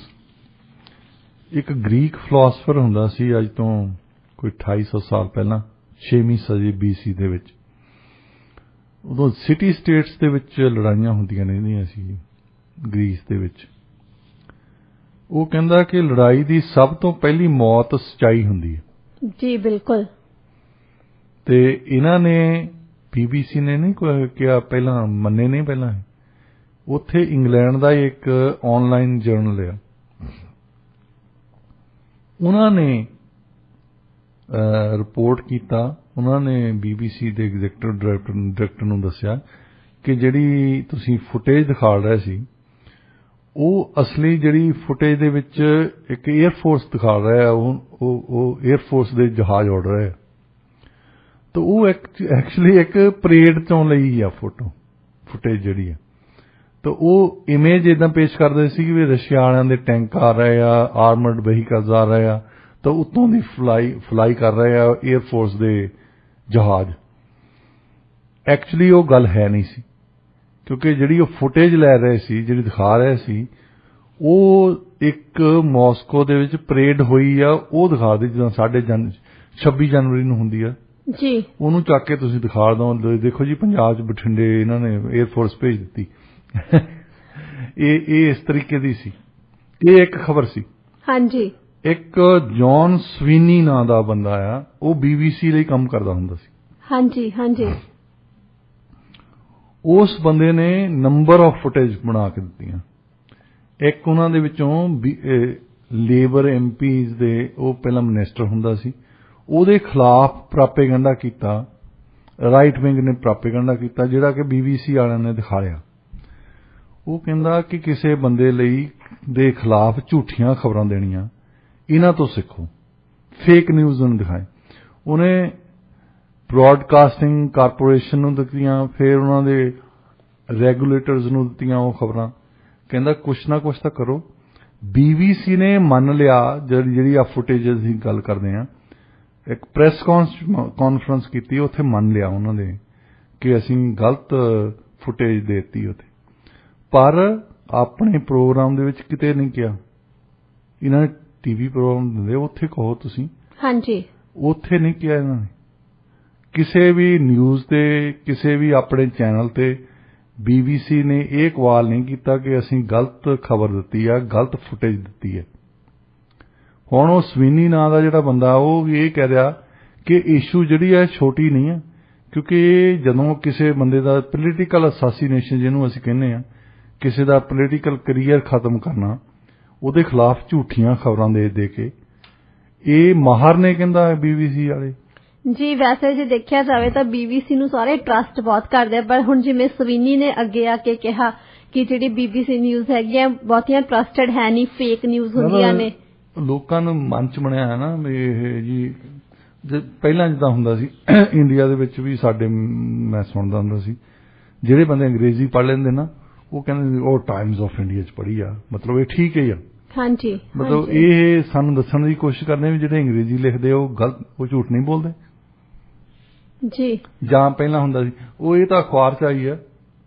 ਹੁਣ ਲੋਕਾਂ ਨੂੰ ਸੋਸ਼ਲ ਮੀਡੀਆ ਦਾ ਇੱਕ ਫਾਇਦਾ ਹੋਇਆ ਥੋੜਾ ਜਿਹਾ, ਹਾਲਾਂਕਿ ਸੋਸ਼ਲ ਮੀਡੀਆ ਤੇ ਫੇਕ ਨਿਊਜ਼ ਸਭ ਤੋਂ ਜ਼ਿਆਦਾ ਹੈ। ਹਾਂਜੀ, ਇੱਕ ਫਾਇਦਾ ਥੋੜਾ ਜਿਹਾ ਹੋ ਗਿਆ, ਲੋਕਾਂ ਨੂੰ ਪਤਾ ਲੱਗ ਗਿਆ ਕਿ ਜਿਹੜਾ ਖਬਰਾਂ ਦਾ ਮੀਡੀਆ ਆ, ਚਾਹੇ ਉਹ BBC ਆ, ਚਾਹੇ ਨਿਊਯਾਰਕ ਟਾਈਮਜ਼ ਆ, ਇਹ ਝੂਠੀਆਂ ਖਬਰਾਂ ਬਹੁਤ ਦਿੰਦੇ ਨੇ। ਹਿਟਲਰ ਦੇ ਪਹਿਲਾਂ ਕਹਿੰਦੇ ਹੁੰਦੇ ਸੀ ਨਾਜ਼ੀਜ਼ ਜਿਹੜੇ ਆ ਉਹ ਝੂਠ ਬੋਲਦੇ, ਮੰਨਿਆ ਸੀ। ਉਹਦਾ ਇੱਕ ਪ੍ਰੋਪੇਗੈਂਡਾ ਮਿਨਿਸਟਰ ਹੁੰਦਾ ਸੀ ਗੋਬਲਸ, ਤੇ ਉਹ ਗੋਬਲਸ ਨੇ ਇੱਕ ਝੂਠ ਬੋਲਣ ਦੀ ਉਹਨੇ ਸਕੀਮ ਦੱਸੀ ਹੈ। ਉਹ ਕਹਿੰਦਾ ਕਿ ਪਹਿਲੀ ਤਾਂ ਗੱਲ ਝੂਠ ਵੱਡਾ ਬੋਲੋ, ਐਵੇਂ ਨਾ ਕਹਿੰਦਾ ਛੋਟਾ ਮੋਟਾ ਬੋਲੋ, ਬਹੁਤ ਵੱਡਾ ਝੂਠ ਬੋਲੋ, ਤੇ ਫਿਰ ਉਸ ਝੂਠ ਨੂੰ 1000 ਵਾਰ ਦੁਹਰਾਓ। ਮਤਲਬ ਇਹ ਨਹੀਂ ਵੀ 1000 ਤੇ ਰੁਕ ਜਾਣਾ, ਦੁਹਰਾਈ ਜਾਓ। ਮਤਲਬ ਜਦੋਂ ਤੱਕ ਸੱਚ ਨਾ ਲੱਗਣ ਲੱਗ ਜਾਏ ਲੋਕਾਂ ਨੂੰ ਸੱਚ ਲੱਗਣ ਲੱਗ। ਜਿੱਦਾਂ ਇੱਕ ਐਗਜ਼ਾਮਪਲ ਨਹੀਂ ਦਿੰਦੇ ਹੁੰਦੇ, ਕੋਈ ਬੰਦਾ ਬੱਕਰੀ ਲੈ ਕੇ ਜਾ ਰਿਹਾ ਸੀ। ਹਾਂਜੀ ਹਾਂਜੀ, ਤਾਂ ਉਹਨੂੰ ਬੰਦਾ ਕਹਿ ਰਿਹਾ ਵੀ ਤੂੰ ਕੁੱਤੇ ਨੂੰ ਕਿੱਥੇ ਲੈ ਕੇ ਚੱਲਿਆ, ਤੇ ਉਹ ਜਾਂਦੇ ਜਾਂਦੇ ਰਾਹ ਦੇ ਵਿੱਚ 100 ਬੰਦਿਆਂ ਨੇ ਕਿਤੇ ਕਿਹਾ ਵੀ ਤੈਨੂੰ ਕੁੱਤੇ ਨੂੰ ਕਿੱਥੇ ਲੈ ਕੇ ਚੱਲਿਆ, ਤਾਂ ਉਹਨੂੰ ਸੱਚੀ ਯਕੀਨ ਹੋ ਗਿਆ ਕਿ ਮੈਂ ਕੁੱਤਾ ਹੀ ਤਾਂ ਨਹੀਂ ਲਈ ਫਿਰਦਾ। ਉਹਨੂੰ ਆਪਣੇ ਆਪ ਤੇ ਡਾਊਟ ਹੋ ਗਿਆ ਉਹਨੂੰ। ਇਹ ਗੱਲ ਗੋਬਲਸ ਦੀ ਠੀਕ ਸੀ ਕਿ ਸੱਚ ਜਿਹੜਾ ਝੂਠ ਬੋਲਣਾ ਉਹ ਵੱਡਾ ਬੋਲੋ, ਫਿਰ ਉਸ ਝੂਠ ਨੂੰ ਬਾਰ-ਬਾਰ ਦੁਹਰਾਓ। ਤੇ ਹੁਣ ਇਹ ਮੀਡੀਆ ਨੇ ਗੱਲ ਮੰਨ ਲਈ ਹੈ, ਔਰ ਇਹਨਾਂ ਦੀ ਜਿੰਨੀਆਂ ਸਰਕਾਰਾਂ ਆ, ਜਿੰਨੀਆਂ ਕਾਰਪੋਰੇਸ਼ਨਸ ਆ, ਉਹਨਾਂ ਨੇ ਇਹ PR ਜਿਹਨੂੰ ਅਸੀਂ ਕਹਿੰਦੇ ਹਾਂ, ਪਬਲਿਕ ਰਿਲੇਸ਼ਨ, ਇਹੀ ਆ। ਹਾਂਜੀ, ਕਿ ਝੂਠ ਬੋਲੀ ਚਲੋ, ਉਹੀ ਬੋਲੀ ਚਲੋ, ਮੁੜ ਕੇ ਬੋਲੀ ਚਲੋ, ਤਾਂ ਕਿ ਲੋਕੀ ਯਕੀਨ ਕਰਨ।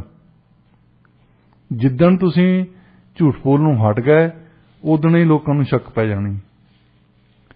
ਸੋ ਇਹ ਜਿਹੜੀ ਹੁਣ ਲੜਾਈ ਹੋ ਰਹੀ ਹੈ, ਜਿੱਦਾਂ ਸਭ ਤੋਂ ਪਹਿਲੀ ਗੱਲ ਤਾਂ ਜਿੱਦਾਂ ਯੂਕਰੇਨ ਨਾਲ ਆ, ਅਸੀਂ ਕੈਨੇਡਾ ਵਾਲੇ, ਅਮਰੀਕਾ ਵਾਲੇ, ਵੈਸਟਰਨ ਯੂਰਪ ਵਾਲੇ ਯੂਕਰੇਨ ਦੀ ਖਬਰ ਜਿਹੜੀ ਆ ਉਹ ਠੀਕ ਦਿੰਦੇ ਆ, ਠੀਕ ਜਾਂ ਗਲਤ ਦਿੰਦੇ ਆ, ਜਿਹੜੀ ਇਹਨਾਂ ਦੇ ਹਿਸਾਬ ਨਾਲ ਠੀਕ ਹੈ। ਹਾਂਜੀ, ਇੱਕ ਇੱਥੇ ਹੁੰਦਾ ਸੀ ਰਸ਼ੀਅਨ ਟੀਵੀ ਪਹਿਲਾਂ, ਹੁਣ ਦੋਏ ਸਾਈਡ ਝੂਠ ਬੋਲਦੀਆਂ ਹੋਣੀਆਂ, ਰਸ਼ੀਆ ਵਾਲੇ ਵੀ ਬੋਲਦੇ ਹੋਣੇ ਆ ਤੇ ਯੂਕਰੇਨ ਵਾਲੇ ਵੀ ਬੋਲਦੇ ਹੋਣੇ। ਹੁਣ ਅਸੀਂ ਇਹਨਾਂ ਨੇ ਬੈਲ ਕੈਨੇਡਾ ਨੇ, ਸ਼ਾਅ ਕੈਨੇਡਾ ਨੇ, ਜਿਹੜੀ ਰਸ਼ੀਅਨ ਟੀਵੀ RT ਚੱਲਦਾ ਸੀ ਇੱਥੇ, ਉਹ ਬੰਦ ਕਰਤਾ, ਉਹ ਨਹੀਂ ਹੁਣ ਆਉਂਦਾ।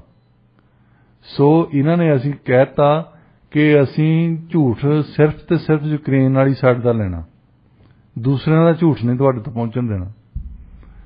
ਹੁਣ ਲੋਕਾਂ ਨੂੰ ਫੈਸਲਾ ਕਰ ਲੈਣ ਦਿਓ, ਉਹ ਵੀ RT ਵੀ ਦੇਖ ਲੈਣ ਵੀ ਦੂਜੇ ਪਾਸੇ ਉਹ ਕੀ ਕਹਿੰਦੇ ਆ। ਯੂਕਰੇਨ ਵਾਲੇ ਤਾਂ ਇਹ ਕਹਿੰਦੇ ਆ, ਤੇ ਉਹ ਕੀ ਕਹਿੰਦੇ ਆ। ਫਿਰ ਹੋ ਸਕਦਾ ਤੁਹਾਨੂੰ ਨਾ ਦੋਏ ਸਾਈਡ ਝੂਠ ਬੋਲਣ, ਹੋ ਸਕਦਾ ਤੁਹਾਨੂੰ ਇਹ ਸੱਚਾਈ, ਇਹਦਾ ਮਤਲਬ ਇਹ ਤਾਂ ਨਹੀਂ ਵੀ ਸੱਚਾਈ ਹੋ ਗਈ ਆ, ਪਰ ਕਮ ਸੇ ਕਮ ਉਹਨਾਂ ਦੇ ਕਾਊਂਟਰ ਕਲੇਮ ਤਾਂ ਹੁੰਦਾ ਨਾ। ਇੱਕ ਸਾਈਡ ਬਿਲਕੁਲ ਸ਼ਰੇਆਮ ਝੂਠ ਬੋਲ ਰਹੀ ਆ। ਤੁਸੀਂ ਦੇਖੋ ਹੁਣ ਯੂਕਰੇਨ ਦੀ ਖਬਰ ਆਊਗੀ, ਇੱਕ ਤਾਂ ਉਹਨਾਂ ਦੀ ਬਹਾਦਰੀ ਦੀ ਖਬਰ ਆਉਣੀ ਆ ਕਿ ਜੋ ਯੂਕਰੇਨ ਵਾਲੇ ਬਹਾਦਰੀ ਨਾਲ ਲੜ ਰਹੇ, ਸੌਕਰ ਪਲੇਅਰ ਨੇ ਜਾ ਕੇ ਲੜਿਆ ਉੱਥੇ, ਮੈਸ ਯੂਕਰੇਨ ਨੇ ਇੱਕ AK-47 ਫੜੀ ਆ। ਇਹ ਫੋਟੋ ਖਿਚਾਉਣ ਵਾਲੀਆਂ ਗੱਲਾਂ ਹੁੰਦੀਆਂ। ਉਹਨਾਂ ਨੇ ਦੇਖਿਓ ਹੁਣ 6,60,000 ਬੰਦਾ ਜਿਹੜਾ ਰੈਫਿਊਜੀ ਆਇਆ ਉਹ ਉੱਥੋਂ ਖੁਸ਼ ਨਿਕਲਿਆ। ਜੇ ਇੰਨੇ ਉਹਨਾਂ ਦੇ ਖਿਲਾਫ ਲੜਨ ਵਾਲੇ ਹੁੰਦੇ ਤਾਂ ਉੱਥੋਂ ਨੱਠਦੇ ਕਿਉਂ? ਮਤਲਬ ਉਹਨਾਂ ਦੀ ਫੌਜਾਂ ਕੁਛ ਨਾ ਕੁਛ ਤਾਂ ਕਰ ਰਹੀਆਂ। ਉਹ ਤਾਂ ਬੰਦਾ ਦਲੀਲ ਨਾਲ ਸੋਚ ਕੇ ਇਹ ਗੱਲ ਮਨ ਦੇ ਵਿੱਚ ਕਰਦਾ ਕਿ ਉਹ ਕੁਛ ਨਾ ਕੁਛ ਤਾਂ ਕਰਦੇ ਹੀ ਹੋਣੇ ਆ, ਜਿਹੜੇ ਇੰਨੇ ਲੋਕੀ ਰੈਫਿਊਜੀ ਤੁਰੇ ਫਿਰਦੇ ਆ, ਆਪਣੀ ਸਿਟੀ ਛੱਡ ਕੇ ਤੁਰ ਗਏ। ਔਰ ਯੂਕਰੇਨ ਦੀ ਸਰਕਾਰ ਨੇ ਹੁਣੇ ਅੱਜ ਸਵੇਰੇ ਆਰਡਰ ਕੀਤਾ ਸਾਰੇ ਜਿਹੜੇ ਰੈਜ਼ੀਡੈਂਟ ਆ ਕੀਵ ਦੇ ਕਿ ਤੁਸੀਂ ਜੇ ਬਾਹਰ ਨਿਕਲ ਸਕਦੇ ਤਾਂ ਨਿਕਲ ਜਾਓ। ਹਾਂਜੀ, ਮਤਲਬ ਜਿਹੜੇ ਬੰਦੇ ਦਿਖਾਦੇ ਆ ਜੀ ਸੌਕਰ ਪਲੇਅਰ ਨੇ ਜਾ ਕੇ ਲੜ ਲੈਣਾ, ਜੀ ਮੈਸ ਯੂਨੀਵਰਸ ਨੇ ਲੜ ਲੈਣਾ, ਉਹ ਤਾਂ ਫੋਟੋ ਖਿਚਾ ਕੇ ਚਲ ਗਈ। ਕਿਉਂਕਿ ਕੱਲ ਨੂੰ ਜੇ ਕਿਤੇ ਨਾਰਮਲ ਹੋ ਗਿਆ ਪ੍ਰੋਸੈਸ, ਉਹਨੇ ਫਿਲਮਾਂ 'ਚ ਵੀ ਆਉਣਾ ਹੈ। ਹਾਂਜੀ, ਉਹ ਕਿੱਥੇ ਕਿੰਨੀ ਕੁ ਲੜਨ ਜੋਗੀ ਆ, ਕਿੰਨੇ ਕੁ ਫੌਜੀਆਂ ਨੂੰ ਮਾਰਨ ਜੋਗੀ ਹੈਗੀ ਆ, ਇਹ ਤਾਂ ਲੋਕਾਂ ਨੂੰ ਪਤਾ ਹੀ ਹੈ। ਪਰ ਜਿਹੜੀ ਗੱਲ ਹੈਗੀ ਆ ਸੱਚਾਈ ਦੀ, ਉਹ ਸੱਚਾਈ ਕਦੇ ਵੀ ਕਿਸੇ ਵਾਰ 'ਚੋਂ ਵੀ ਆਉਂਦੀ ਨਹੀਂ। ਇਹਨਾਂ ਨੇ ਅਮਰੀਕਾ ਨੇ ਇੱਕ ਕਨਸੈਪਟ ਕੱਢਿਆ ਪੱਤਰਕਾਰੀ ਦੇ ਵਿੱਚ, ਤੁਸੀਂ ਪੱਤਰਕਾਰੀ ਦੇ ਮਾਹਰ ਹੈ, ਇਹਨੂੰ ਕਹਿੰਦੇ ਇੰਬੈਡਡ ਜਰਨਲਿਜ਼ਮ। ਜੀ, ਪਹਿਲਾਂ ਇਹਨਾਂ ਲੜਾਈ ਲੜੀ ਵੀਅਤਨਾਮ ਦੇ ਵਿੱਚ। ਵੀਅਤਨਾਮ ਦੇ ਵਿੱਚ ਇੱਕ ਭੁੱਲ ਕੀਤੀ ਇਹਨਾਂ ਨੇ ਜਰਨਲਿਜ਼ਮ ਵੱਲੋਂ, ਉਹ ਇਹ ਸੀ ਕਿ ਇਹਨਾਂ ਨੇ ਅਲਾਓ ਕੀਤਾ ਜਰਨਲਿਸਟਾਂ ਨੂੰ, ਪੱਤਰਕਾਰਾਂ ਨੂੰ ਵੀ ਵੀਅਤਨਾਮ 'ਚ ਜਾਓ, ਤੁਸੀਂ ਫੋਟੋ ਖਿੱਚੀ ਚੱਲੋ, ਤੁਸੀਂ ਰਿਪੋਰਟ ਕਰੀ ਚੱਲੋ। ਉਹ ਕਈ ਉਹਨਾਂ ਦੇ ਵਿੱਚੋਂ ਇਮਾਨਦਾਰ ਵੀ ਹੁੰਦੇ, ਹਾਂਜੀ, ਜਿਹੜੇ ਸੱਚੀ ਦੇਖਦੇ ਆ, ਜਿਹੜੇ ਸੱਚੀ ਸ਼ਿਕਾਗੋ ਟ੍ਰਿਬਿਊਨ ਲਈ ਕੋਈ ਕੰਮ ਕਰਦਾ, ਕੋਈ LA ਟਾਈਮਜ਼ ਲਈ ਗੱਲ ਕਰਦਾ, ਉਹ ਬੰਦੇ ਜਾ ਕੇ ਦੇਖਦੇ ਕਿ ਇਹ ਉਦਾਂ ਹੀ ਬੰਬ ਸਿੱਟੀ ਜਾਂਦੇ, ਇਹਨਾਂ ਦੇ ਬੰਦੇ ਮਾਰੀ ਜਾਂਦੇ ਆ। ਵੈਸੇ ਤਾਂ ਲੜਾਈ ਦੇ ਵਿੱਚ ਅਸੀਂ ਕਹਿੰਦੇ ਕੰਬੈਟੈਂਟਸ ਨੂੰ ਮਾਰ ਸਕਦੇ, ਜਿਹੜੇ ਬੰਦਿਆਂ ਨੇ ਯੂਨੀਫਾਰਮ ਪਾਈ ਹੁੰਦੀ ਹੈ, ਫੌਜੀਆਂ ਨੂੰ ਮਾਰ ਸਕਦੇ ਆ ਇੱਕ ਦੂਜੇ ਨੂੰ, ਜੋ ਲੜਾਈ ਲੱਗੀ, ਸਿਵਿਲੀਅਨ ਨੂੰ ਨਹੀਂ ਮਾਰ ਸਕਦੇ। ਇਹਨਾਂ ਨੇ ਇੱਕ ਕਾਰਪੈਟ ਬਾਮਿੰਗ ਕੀਤੀ ਵੀਅਤਨਾਮ ਨੇ। ਇੱਥੇ ਬਹੁਤ US ਦੇ ਵਿੱਚ ਸਭ ਤੋਂ ਜ਼ਿਆਦਾ ਐਂਟੀ ਵੀਅਤਨਾਮ ਵਾਰ ਦੇ ਡੈਮੋਨਸਟ੍ਰੇਸ਼ਨ ਹੋਏ।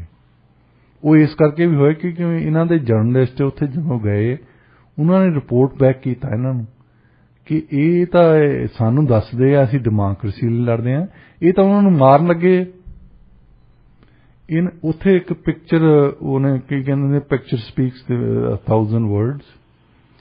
ਇੱਕ ਫੋਟੋ ਆਈ ਜਦੋਂ ਕਾਰਪੈਟ ਬਾਮਿੰਗ ਕੀਤੀ ਨਾ, ਇੱਕ ਲੜਕੀ ਸੀ ਛੋਟੀ ਜੀ, ਉਸ ਵੇਲੇ ਤਾਂ ਕੋਈ 14-15 ਸਾਲ ਦੀ ਸੀ, ਉਹਦੇ ਆਲੇ ਦੁਆਲੇ ਲਾਟਾਂ ਬਲਦੀਆਂ, ਉਹਦੇ ਕੱਪੜਿਆਂ ਨੂੰ ਅੱਗ ਲੱਗ ਗਈ, ਉਹ ਬੰਬ ਜਿਹਾ ਉੱਡ ਗਿਆ। ਤਾਂ ਉਹ ਉੱਥੋਂ ਨੱਠੀ ਤਾਂ ਇੱਕਦਮ, ਉਹ ਜਦੋਂ ਨੱਠਦੇ ਆ ਤਾਂ ਆਕਸੀਜਨ ਆ ਜਾਂਦੀ ਹੈ, ਆਕਸੀਜਨ ਦੇ ਨਾਲ ਤੁਹਾਡੀ ਜਿਹੜੀ ਅੱਗ ਆ ਹੋਰ ਤੇਜ਼ ਹੋ ਜਾਂਦੀ। ਉਹਦੀ ਇੱਕ ਅਮਰੀਕਨ ਜਰਨਲਿਸਟ ਨੇ ਫੋਟੋ ਖਿੱਚ ਲਈ, ਉਹ ਨੱਠੀ ਜਾਂਦੀ। ਉਹ ਫੋਟੋ ਇੰਨੇ ਅਖਬਾਰਾਂ ਨੇ ਛਾਪੀ US ਦੇ ਵਿੱਚ, ਤਾਂ ਉਹਦਾ ਕਰਕੇ ਅਮਰੀਕਨ ਲੋਕੀ ਇੰਨੇ ਖਿਲਾਫ ਹੋਏ, ਹੋਰ ਦੁਨੀਆ ਦੇ ਵਿੱਚ ਵੀ ਹੋਏ। ਉਹਨਾਂ ਨੇ ਦੇਖਿਆ ਕਿ ਇੱਕ ਇਨੋਸੈਂਟ ਕੁੜੀ ਆ ਵਿਚਾਰੀ, ਇਹ ਕਹਿੰਦੇ ਆ ਕਿ ਅਸੀਂ ਡੈਮੋਕ੍ਰੇਸੀ ਲਿਆਉਣੀ ਆ ਉੱਥੇ, ਇਹ ਕਹਿੰਦੇ ਆ ਅਸੀਂ ਫੌਜੀਆਂ ਨੂੰ ਮਾਰਦੇ ਆ, ਆਹ ਤਾਂ ਵਿਚਾਰੀ ਦੇ ਹੱਥ 'ਚ ਕੋਈ ਵੈਪਨ ਵੀ ਹੈ ਨਹੀਂ, ਇਹ ਨੱਠ ਰਹੀ ਹੈ, ਇਹਨੂੰ ਅੱਗ ਲਾ ਰਿਹਾ ਆ। ਉਹ ਬਾਅਦ ਦੇ ਵਿੱਚ ਬਚ ਗਈ ਵੈਸੇ ਕੁੜੀ, ਉਹ ਫਿਰ ਅਮਰੀਕਾ ਦੇ ਵਿੱਚ ਟੂਰ ਵੀ ਕਰਕੇ ਗਈ ਆ, ਦੱਸਣ ਲਈ ਵੀ ਇਹਨਾਂ ਨੇ ਕੀ ਕੀਤਾ। ਇਹਨਾਂ ਨੇ ਫਿਰ ਉੱਥੋਂ ਸਬਕ ਸਿੱਖਿਆ ਵੀਅਤਨਾਮ ਤੋਂ ਕਿ ਜਰਨਲਿਸਟ ਜਿਹੜੇ ਆ, ਇਹਨਾਂ 'ਚੋਂ ਪਤਾ ਨਹੀਂ ਕਿਹੜਾ ਬੰਦਾ ਇਮਾਨਦਾਰ ਹੈ, ਕਿਉਂਕਿ ਤੁਸੀਂ ਟੀਕਾ ਕਿਸੇ ਦਾ ਬਲੱਡ ਚੈੱਕ ਕਰਦੇ ਦੱਸ ਨਹੀਂ ਸਕਦੇ ਵੀ ਇਹ ਬੇਈਮਾਨ ਹੈ, ਇਹਨੂੰ ਭੇਜ ਦਿਓ ਜੀ। ਕੋਈ ਬੰਦਾ ਜਾ ਕੇ ਦੇਖ ਲੈਂਦਾ, ਇਨਸਾਨ ਹੈ ਆਖਰ, ਉਹਨੇ ਸੱਚੀ ਖਬਰ ਵੀ ਭੇਜ ਦੇਣੀ ਕਿਤੇ। ਸੋ ਇਹਨਾਂ ਨੇ ਨਵਾਂ ਕਨਸੈਪਟ, ਨਵਾਂ ਇੱਕ ਸੰਦਰਭ ਲੱਭਿਆ ਕਿ ਉਹੀ ਜਰਨਲਿਸਟ ਲੈ ਕੇ ਜਾਓ, ਬਾਕੀਆਂ ਨਾਲ ਰਹਿਣ ਦਿਓ ਉੱਥੇ, ਜਿਹੜੇ ਇੰਬੈਡਡ ਹੋਣ, ਜਿਹੜੀਆਂ ਆਰਮਡ ਵਹੀਕਲਸ ਜਾਂਦੀਆਂ ਨਾ, ਜਿਨ੍ਹਾਂ ਦੇ ਵਿੱਚ ਜਿਹੜੀਆਂ ਟੈਂਕਾਂ ਵਰਗੀਆਂ ਲੱਗਦੀਆਂ ਵੈਸੇ ਦੇਖਣ ਨੂੰ, ਹਾਂਜੀ ਹਾਂਜੀ, ਜਿਨ੍ਹਾਂ ਤੇ ਤੁਸੀਂ ਗੋਲੀ ਮਾਰੋ ਤਾਂ ਲੱਗਦੀ ਨਹੀਂ ਬੰਦੇ ਨੂੰ, ਉਹ ਟਰਾਂਸਪੋਰਟ ਕਰਨ ਨੂੰ ਹੁੰਦੀਆਂ ਸੋਲਜਰਸ ਨੂੰ ਜੀ। ਇਹਨਾਂ ਨੇ ਹਰੇਕ ਰੈਜੀਮੈਂਟ ਦੇ ਨਾਲ, ਹਰੇਕ ਬਟਾਲੀਅਨ ਦੇ ਨਾਲ ਜਰਨਲਿਸਟ ਨੂੰ ਬਿਠਾਲਣਾ ਸ਼ੁਰੂ ਕਰਤਾ ਅੰਦਰ। ਇੱਕ ਤਾਂ ਉਹਨਾਂ ਦੀ ਕੰਫਰਟ ਹੋ ਗਈ, ਜਿਹੜੇ ਜਰਨਲਿਸਟ ਪਹਿਲਾਂ ਕੋਈ ਪੈਪਸੂਦੀ ਬੱਸ ਲੈ ਕੇ ਤੁਰੇ ਫਿਰਦਾ ਸੀ, ਕੋਈ ਟੈਂਪੂ ਫੜ ਕੇ ਤੁਰਿਆ ਫਿਰਦਾ ਸੀ, ਕੋਈ ਤੁਰ ਕੇ ਜਾਂਦਾ ਸੀ। ਹੁਣ ਉਹ ਆਰਾਮ ਨਾਲ ਆਰਮਡ ਵਹੀਕਲ 'ਚ ਬੈਠੇ ਆ। ਉਹਨਾਂ ਨੂੰ ਲੈ ਕੇ ਜਾਂਦੇ ਆ ਜਿਹੜੇ ਬੇਈਮਾਨ ਜਰਨਲਿਸਟ ਆ, ਜਿਹੜੇ ਪੱਕਾ ਹੀ ਪਤਾ ਆਇਆ ਵੀ ਜਿਹੜੀ ਖਬਰ ਇਹਨਾਂ ਨੂੰ ਅਸੀਂ ਦੇਣੀ ਆ ਉਹੀ ਪਿੱਛੇ ਦੇਣੀ ਇਹਨਾਂ ਨੇ। ਜੋ ਵੀ ਇਨਫੋਰਮੇਸ਼ਨ ਉਹਨੂੰ ਬਟਾਲੀਅਨ ਕਮਾਂਡਰ ਦੇ ਦਿੰਦਾ ਉਹੀ ਫੀਡਬੈਕ ਕਰਦੇ ਹੋ। ਅੱਛਾ, ਉਹ ਹੋਰ ਕਿਸੇ ਦੀ ਫੋਟੋ ਖਿੱਚ ਨਹੀਂ ਸਕਦੇ, ਹੋਰ ਕੋਈ ਆਪਣੇ ਆਪ ਜਾਣਕਾਰੀ ਇਕੱਠੀ ਕਰ ਨਹੀਂ ਸਕਦੇ, ਕਿਉਂਕਿ ਇਹਨਾਂ ਦੇ ਨਾਲ ਬੈਠੇ ਹੁੰਦੇ ਆ ਐਮਬੈਡਡ ਜਰਨਲਿਸਟ ਆ। ਹਾਂਜੀ, ਇਹ ਨਵਾਂ ਕਨਸੈਪਟ ਅਮਰੀਕਨ ਨੇ ਕੱਢਿਆ ਸੀ, ਜਿਹਨੂੰ ਕਿ ਬਹੁਤ ਜਰਨਲਿਜ਼ਮ ਦੇ ਸਕੂਲਾਂ ਦੇ ਦੀ ਆਲੋਚਨਾ ਵੀ ਕੀਤੀ ਜਾਂਦੀ ਹੈ। ਹਾਂਜੀ, ਕਾਫੀ ਜ਼ਿਆਦਾ ਦਾ ਕ੍ਰਿਟਿਸਿਜ਼ਮ ਹੋਇਆ ਨਾ। ਹਾਂਜੀ, ਉਹ ਇਸੇ ਕਰਕੇ ਕਰਦੇ ਆ ਵੀ ਇਹ ਕਿਹੋ ਜਿਹਾ ਜਰਨਲਿਜ਼ਮ ਹੈ। ਅਸੀਂ ਤਾਂ ਸਮਝਦੇ ਹਾਂ ਜਰਨਲਿਜ਼ਮ ਇਨਵੈਸਟੀਗੇਟਿਵ ਜਰਨਲਿਜ਼ਮ, ਵੀ ਸੱਚਾਈ ਦੀ ਅਸੀਂ ਧੁਰ ਤਾਈਂ ਪਹੁੰਚਣਾ।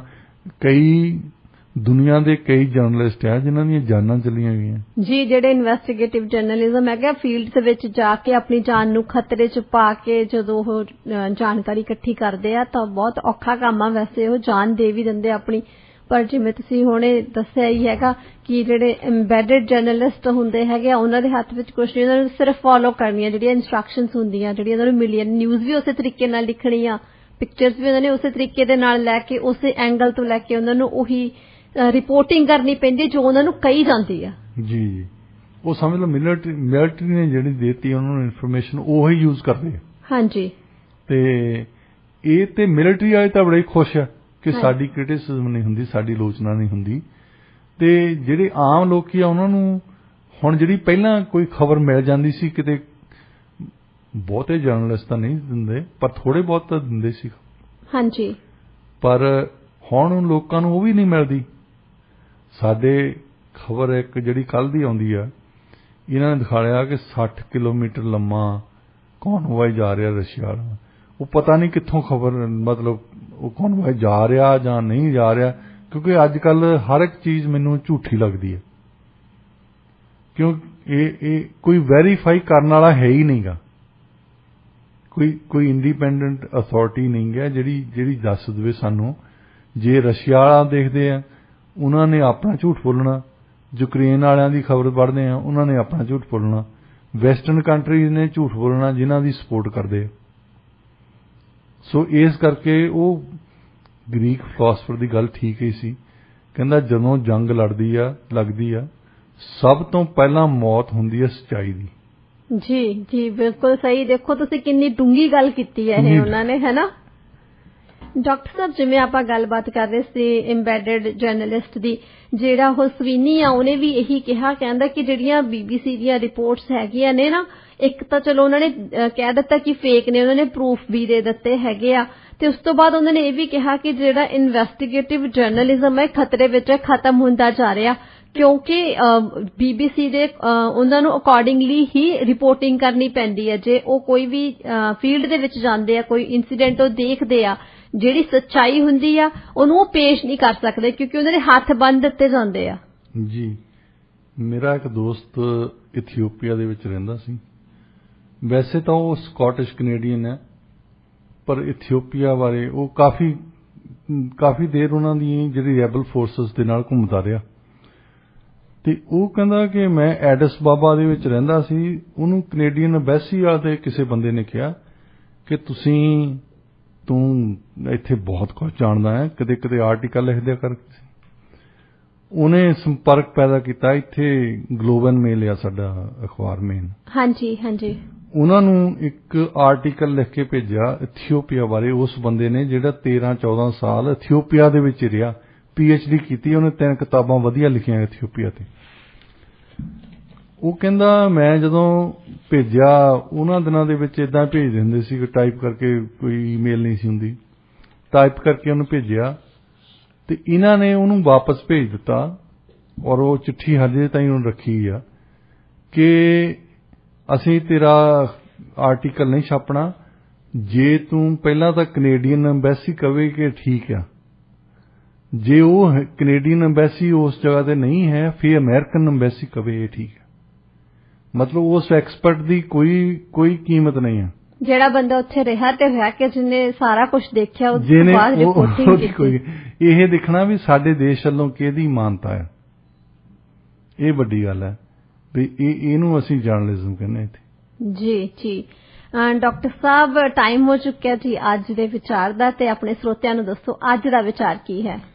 ਅੱਜ ਦਾ ਵਿਚਾਰ ਹੈ, ਕਹਿੰਦੇ ਮੱਛੀ ਤੇ ਘਰ ਆਏ ਪ੍ਰਾਹੁਣੇ 3 ਦਿਨਾਂ ਬਾਅਦ ਮੁਸ਼ਕਣ ਲੱਗ ਪੈਂਦੇ।